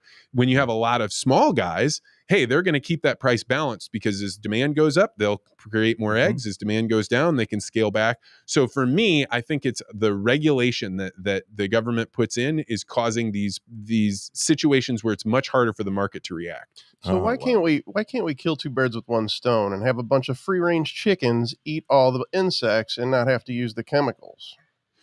So free range look at the chickens, big brain on him. I love free range anything. One of my buddies grows free range pigs, and that is the best pork chop you will ever have. Yeah. So I appreciate and understand that there is something that tastes qualitatively different about having that ranged animal, right? And everybody would want that. There's a flip side, though. When you have free range, those are the ones that actually get diseases because they're getting exposed to migratory birds that are spreading diseases around. Yeah. They're also have no protection. Like we've bred these birds to not be able to protect themselves from hawks. So you put them out in the open and you're basically creating like a old country buffet for hawks. And they just go in there and True story. And frankly, like when you're doing free range, you also are adding different kinds of bacteria into the system. And we haven't been eating open range chicken for a long time. And so you just have to adjust for that. So there's trade-offs for it. I'll tell you this. I figured there's nothing more free range than reindeer and elk up in Alaska. And it was the worst meat I've ever Was it had. really? It was horrible. Are you sure it just wasn't the brand? I will take the corn-fed cows that they serve over here at Ruth's Chris any day. I'm with you on that as well. I appreciate it. By the way, this is Cancel This, CancelThisShow.com. I'm Vic Faust with Eric Johnson, Tabitha Hasselhead. Leave a bit early. Pro Joe's here. And we have Vance Crowe on with us, telling us about his experiences when he worked with Monsanto, which is now turned into Bayer. He is an accomplished speaker. He's a podcaster, author as well yet. No. Who reads books? Just use AI to write your book for you. You're super popular with our guest, and you will be.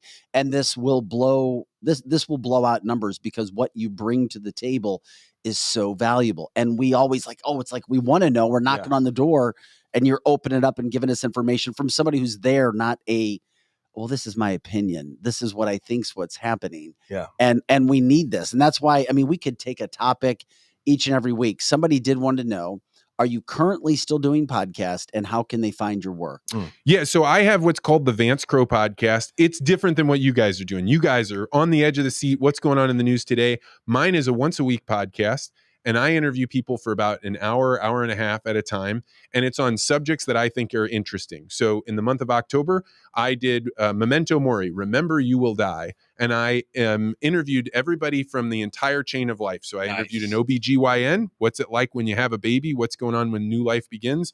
All the way out to a funeral director. Wow. What is it like when I'm watching that. That's so freaking cool. So I told you you'd like this guy. Okay. It's fascinating. Just do your thing here once a week. We'll just do it together.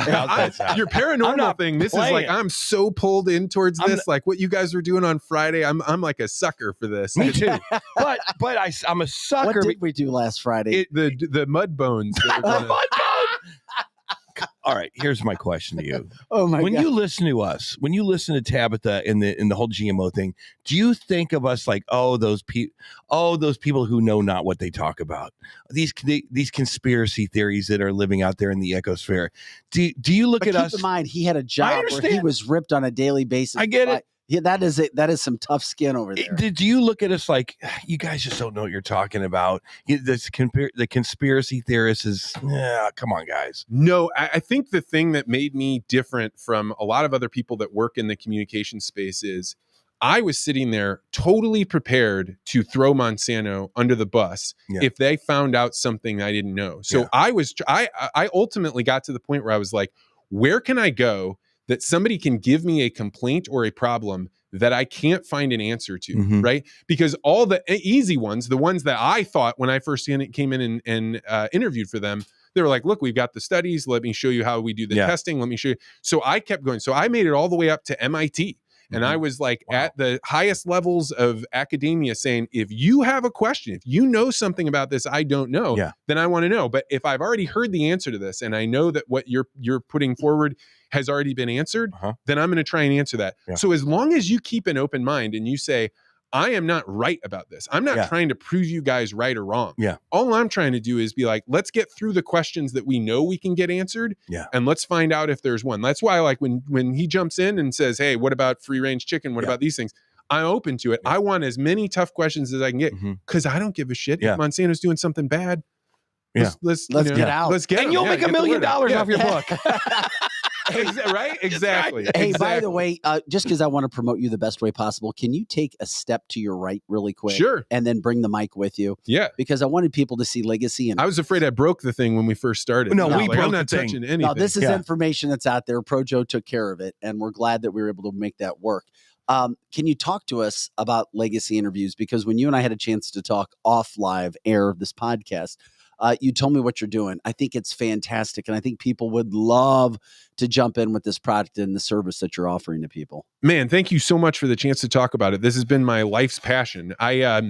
What I have discovered is that there are so many people out there that they want to capture their family history and give future generations the opportunity to know that history. So what I do is I record individuals and couples in my podcast studio. I have a whole video set up. And I get people in there talking about, hey, what was it like when you were growing up? What was your career like? Hey, what challenges did you have in your marriage? That. You know, how did parenting go? What did you learn along the way? And what wisdom do you want to make sure gets captured? Because a lot of times now people are having kids at a much older age. So if you're in your 30s, hey, grandma and granddad might not be their sharpest. They might not have all these stories when the kids come of age and they really want to know. Their grandkids are old enough to understand. And so what I'm trying to do is to give people the opportunity to really pass down their family history. And, you know, you think about this, there have been a lot of studies that have shown that a child that knows who they are in their family, what their family stories are, how they overcame problems, they're going to be way less likely to get pulled into all the bullshit that you guys were talking about before. Because what those kids are is they're lost and they're looking for somebody to tell them, how do I fit into this world? So my work is really about trying to make it so grandparents, parents can pass that knowledge on so future generations feel a part of a long fabric. Could you imagine if you had a video, Vic, of your great grandfather when he was talking from 1904? I do. Talking right to you. Yeah. Son, I do. Daughter. How do people contact you for this? Because you're not originally from St. Louis. You've been here from Central Illinois, and you're coming into the area. And of course, we're trying to promote the hell out of you and do what we can to help you out. I mean, you've been terrific for our podcast today as well. Well, so the easiest way is just to go to legacyinterviews.com. You know, I think there'll be a lot there that people can take in about the different ways that we do it, whether you want to do it with just one parent or you want both parents to do it together. You want to do a half day, you want to do a full day, and just start playing with the idea. Just start saying, hey, what would it be like to hand to my children or my grandchildren a video and really think about that? And what investment would you be willing to have to be able to get a video of your great grandfather telling you about his life? So it's really having people start to think about, what is that investment worth to me? Yeah, that's awesome. So everything to me. When is this usually? Is it while your grandparents are still with you?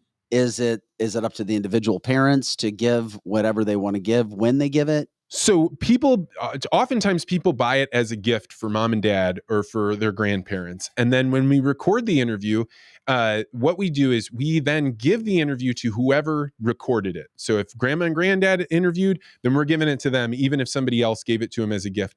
And then it's up to them where they want to share it. Now, what we've heard from people that have done these, we've done quite a few of them, almost 100 at this point. What people have said is, it is a beautiful experience when Thanksgiving is around, we clear off the plates, we sit down, we put the video on, because granddad's going to tell stories to me that he might not tell to the kids. Yeah. Grandma's going to answer questions about how hard it was to have those children, or what kind of experiences she had along the way that you maybe wouldn't think to ask her. So they watch it and they describe it as being like the best holiday they've ever had in their lives. Oh man.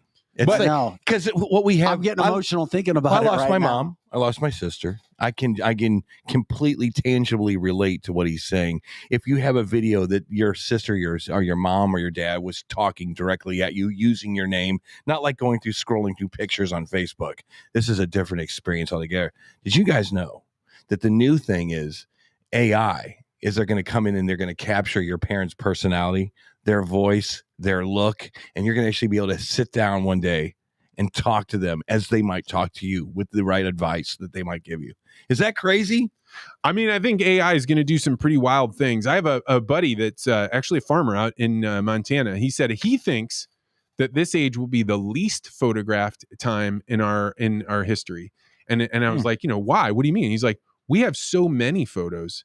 How are you going to know which photos are the most valuable? It used to be that you were printing off a photo. It took you 35 cents. So you knew that photo was going to be something worthwhile. You stuck it in a book. And now imagine you trying to find a photograph just of the last couple weeks, right? Yeah. You got to scroll and scroll and scroll. Yeah. So you want to try and find a way, like, how am I going to make it so that these photographs or this video is set apart? And that is an important thing to think about, because really, we're creating our own noise of like, oh, let me get another photo and another photo and another photo. Yeah. Hard to sort through. What about AI in the ag industry?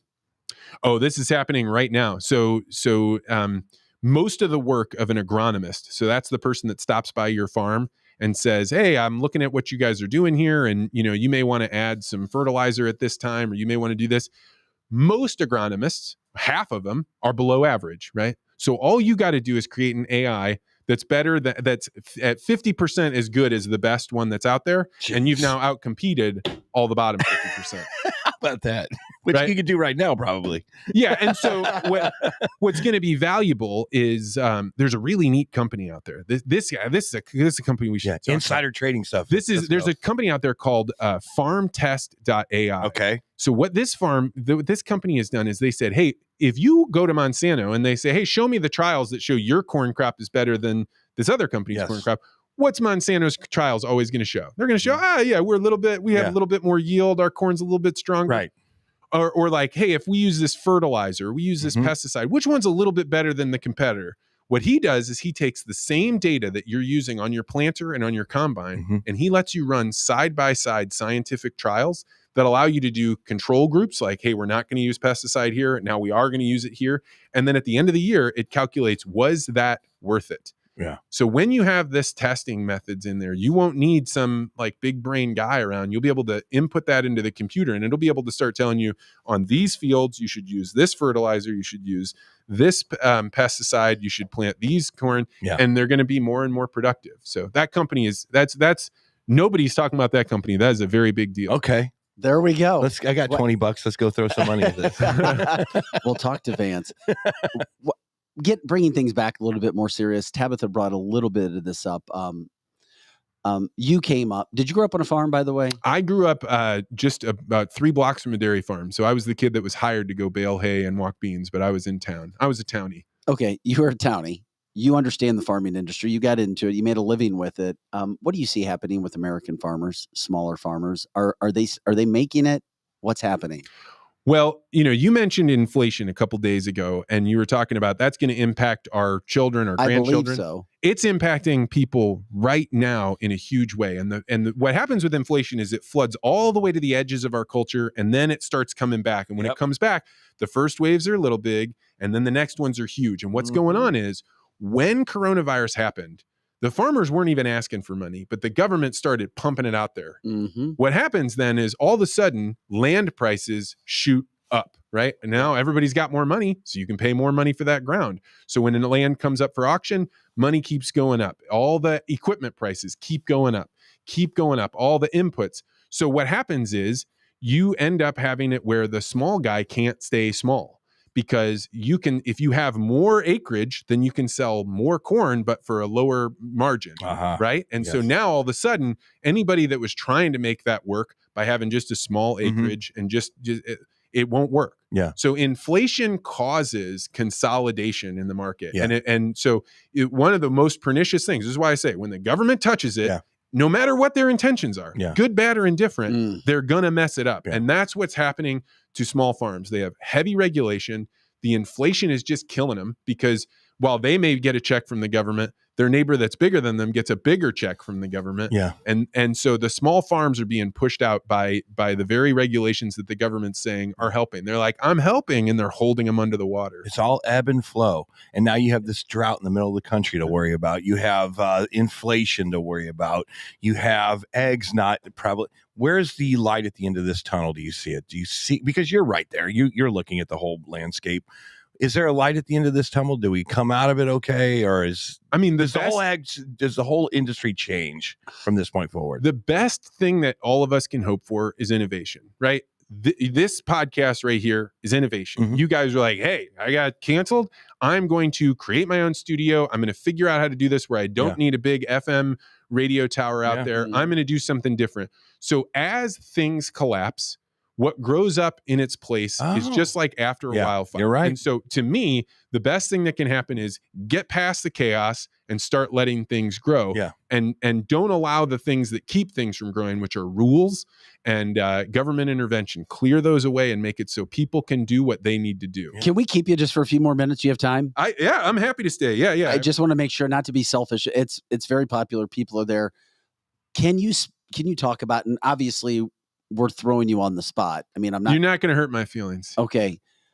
Bill Gates buying farmland, your thoughts, things of that nature. What's going on with him? What do you think the outcome is? Your thoughts? Well, so this is where I am torn, right? So I am absolutely a free marketeer. I believe, like, we are too. You shouldn't tell somebody whether they can or can't, but it is a very real thing for these large institutions to be taking their money and buying land. But here's why they're doing it, right? They're doing it because they're looking at the value of the dollar, and they know the value of the dollar is going down, and they know there is no more land. You can't just go create more land. So if you know the value of your dollar is going to be 10% less next year, why wouldn't you go buy land? And in fact, it benefits you to buy land as quickly as you can, because it's going to cost you more dollars tomorrow and more dollars tomorrow. And so when I look at that, I really strongly dislike it. How do you stop it? I don't know. You legislate it. You have to legislate. It's like this BlackRock stuff that we keep talking about. But then that's I know, but then that's also because legislating free market. Yeah, but we legislate OSHA. We legislate all kinds of stuff. Things we do. You protect the consumer, or the needs of the many outweigh the needs of the few kind of stuff. Anyway, but you're right about that. That almost gets into socialism. It doesn't get into, well, you know what? It gets into protectionism. Right? I mean, it's into protectionism. I'm a believer that anytime the government touches something, they make it worse. So as soon as you start saying, like, we're going to regulate it, what's going to happen is Bill Gates is going to pay a bunch of attorneys to figure out how he can get around it. And you, the little farmer, the little egg producer, the little cattle rancher, doesn't have those attorneys, and you're not going to be able to get around it. Right. I guess the free market does take care of everything. But if you don't legislate things, if you want to say Bill Gates is going in there buying everything, can China go in there and buy everything? This is another big challenge, right? Do you allow foreigners? Legislate it. I think it's fair. That's fair. Let's look at something real here, which is there used to be 6 ag companies. 3 of them were United States companies, right? There is now 4 ag companies, and only 1 of them is American. Okay, wait a second. Can you explain that again for our viewers and listeners? Yeah, so there used to be. That pissed me off. That's the encore. Yeah, so like, this is a big fucking deal that when Trump was in office, he was the one that said, yeah, I'm gonna let this go through. But what happened was, all these companies started looking down the road, and they said, it is too expensive to innovate. We can't. The amount of regulation we have to do. So what are we going to do? We're going to sell, because if you have a whole bunch of stuff, you have pharmaceuticals, you have other parts of your business, you can lean on that when you can't innovate in ag. So what they started doing was they put up for sale. So there used to be Dow, which then became Dow DuPont. There used to be Monsanto, which was bought by Bayer. There used to be Pioneer, right? Which was so I'm starting to get the names mixed up. But they were created into be Corteva. Syngenta, which is a Chinese company, bought up what it was the other American company. So it's been so long since I've talked about this. No, we get it. We're getting it. So there's a German company that Bayer that now owns what was Monsanto. A Chinese company owns what was another American company. The only one that's left was Corteva, which and the rest are Austrian companies. So the American ag industry, it went through such a fundamental shift about 4 years ago, and the American had no idea. No, they're a processor. They're not a seed producer. Yeah. No, they had no idea. But there's a rub in there. What's the policy? Do you allow foreign countries to come in here and be, it seems like just getting back to basics, you produce your own food, you produce your own energy. And then that's where you can make legislation like that says American companies, we till American land.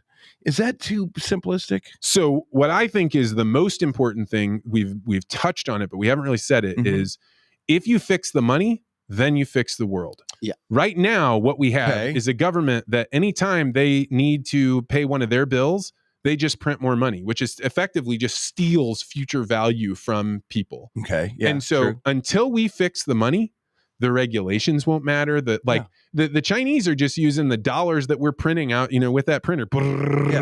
And they're turning around and buying land with it. Same thing with Bill Gates. Until we fix the money, we are going to watch continued consolidation. Do the Gen Zers know Vance, this? get out of here. I feel bad. We've kept you so long. Well, I've had a blast, guys. This has been really fun. We started late with you, and we appreciate your patience. Super, super entertaining, fascinating, educational, and we'll get you back on. I'll talk to you. I know you got to get out of here. You got other things to do in your life. Once again, it's legacyinterviews.com, legacyinterviews.com. Check them out. Give them a call. Talk to Vance to see what you could do for yourself, your family, your children. Also, how can people find your podcast again? It's just the Vance Crowe podcast. This is good stuff. No, it really is. Vance, we love you, man. I'll catch up with you. Had a blast. Yeah, man. Thanks, guys. Thank you, man. I appreciate it. All right. I feel bad because, I didn't even ask him about what else he needed to do. He's already here about 45 minutes. Not our problem. But you know what? The information is fantastic. It is. So so when you were listening to him, did it dispel some of the conspiracies that were in mind? And then they created other conspiracies. I had a chance when I was talking / vetting with Vance. In the meantime, I was like, oh, okay. That's why I told people he's going to be a great guest. You know what I like about myself the most? What? You ready for this? Is that I feel like my mind is pliable. That if I hear something that makes me change my mind, I'm not going to come at you with an argument. I'm not going to come at you with a debate. I'm going to go, interesting. Okay. You have $100 bill for any liberal that can change your mind. Right. And I'm not disparaging Tabitha. But Tabitha her mind is like an anvil. It's like closed. It's like a vice grips. It's like you can't get it apart. I think that the thing I like about myself the most, if I was in a job interview right now, is my mind is always amenable to everything that comes in front of it. I love it, man. I do. I really do. I do. Except flat earthers. Because I know the answer to that. There is no such thing as a flat. Projo, you better not look at me like there's a damn flat earth. No, but here's the thing. I'm with you on the flat earth. So. Here's the thing. My flat earth guy, who we were supposed to have for tomorrow, he went silent. He's dead. I don't know. I started talking about having this super guest on, and now he's not. He's out. Well, look. Let me be honest with you. We're having to switch gears really quick now. I'm wondering about tomorrow. You got this whole internet Facebook garbage sucks balls, because yesterday I was watching this thing where there was an explosion on the moon, and I bought into it. Did you see that? No, that's not true. I know. Now I know, but I was fascinated by what the hell was that just blew. And then it comes out, the guy that produced the video goes, "This is exactly how I produced this video with After Effects and whatever." I go, I'm a sucker. Which gets into the AI situation. But Russia comes out now and says the whole moon landing was a fake. You guys know that, right? I did not know that Russia said it. Yeah, we've been talking. Yes. It was a legitimate news source. And they said, yeah, you guys were had. The whole, we knew it all the time, but I don't know why we didn't tell you guys. And now you start to wonder, My problem is that so much stuff that you think that's conspiracy theory comes out to be true, and the whole stuff that you think is like, well, that's not a conspiracy, comes out to be false, and then it's false. That's my biggest problem with this whole world right now. Is if you can't just go and look, you can't go to the Encyclopedia Britannica anymore and just expect it to be true. You can't, and it's only going to get worse, which is what this country, actually not just this country, but this world has turned into, which is why you have to really know and trust and do the research and find educational sources that you can educate yourself with. If you don't, you're going to be in trouble. Yeah. Dave says, get Dave Weiss or Eric Dubé for your flat earth. Oh, God. Maybe if it's not too late. We're talking about the day before, and we got to get that stuff together for tomorrow's cast. So what is it? We're like a big plate floating around in the... I'm just, all I'm saying. I mean, even a flat earth has dimension to it. It wouldn't be flat. You could still fly around the thing, you would think. I'm saying what's on the bottom of it? There are several questions when I look at, and I'm not some conspiracy theory guy. Yeah. But there are questions that can't be answered.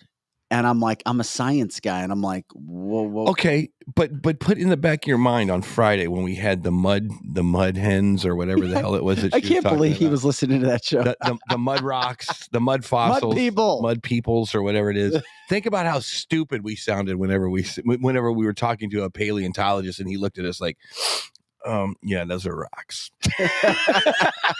He goes, no, I'm pretty sure that we're. His quote was, "I've been doing this for 25 years." Tabitha. It's like I feel he must have been thinking the same I feel when I go, no, Led Zeppelin is definitely better than Lizzo, and I'm trying to explain that to an 8-year-old.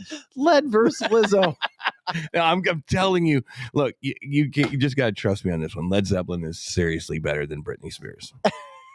I don't need to argue about it. It just is what it is. And by the way, we appreciate you watching us for Cancel the Show. CancelThisShow.com, Monday through Friday, 8 to 10 a.m. Central Time. And, of course, all the time on our website at CancelThisShow.com. We will find a way to get our man back in the studio, Vance Crowe. Check him out. I'm going to go check out his studio, too, just to see what he's got going on over there. Man, I'm telling you what, no doubt about it. Look, in no way, shape, or form am I afraid of Tucker Carlson coming back on and doing a podcast, because our friend Joe Rogan is quoted on national news more than anybody else, and so is Bill Maher for that matter. So if Tucker comes out and does something, I'm telling you what, he will be very visible. No, he is. He will be very. I'm glad, visible. but I know you still thought he would have been better with a network. Well, let me just say this: the problem with the network stuff is when you're brought up as an ABC, CBS, NBC, even Fox News, it has an air of legitimacy to it. Yeah, it does. To people. I get it. But if you're on Twitter.com, podcast, whatever, and you're Tucker Carlson, all right, let's give that a shot. Let's see how that works. The possibilities are endless. They really are. There's over 2 million podcasts in operation right now. They're all over the place. But when you start looking, and this is what's fascinating about this, Eric, and you're a marketing guy, and I said that stat earlier, the number one reason why people are going to podcasts is so they can learn new things. Mm-hmm. Like overwhelmingly. Yes. They want insider information and the entertainment. The second part of this is I think it was Emerson who did the research on this. People who watch podcasts almost at a 70% clip are more likely not only to listen to advertisements and who those companies are getting behind your podcast, but actually purchase when they need that product. You don't even know the truth of it, because I was one that I was like, oh my God, how cute. These little 16-year-olds out of California doing a podcast on skateboarding. That's adorable. Yeah. Well, I found out later that they had probably 20 times more audience than the radio show I was doing. Yes. And I was like, you got to be kidding me. And they had 2 skateboard companies paying them money to promote their product. I was like going, okay, that's not cute anymore. That's real business. It's genius. It's not adorable. It's like, screw you. I think a lot of people are just sick of scripted media. You It know is. what I mean? So Because you can't. they're searching The for trust something factor. that's real. But it's the bingo, the trust factor. Right. The trust factor and everything, which is what we try to do at Cancel This in regards to just having the conversations. I don't think we're controversial at all. Never have been. No. And we come across as dumbass asking questions. No, Eric. Well, not you. Eric. I speak for myself.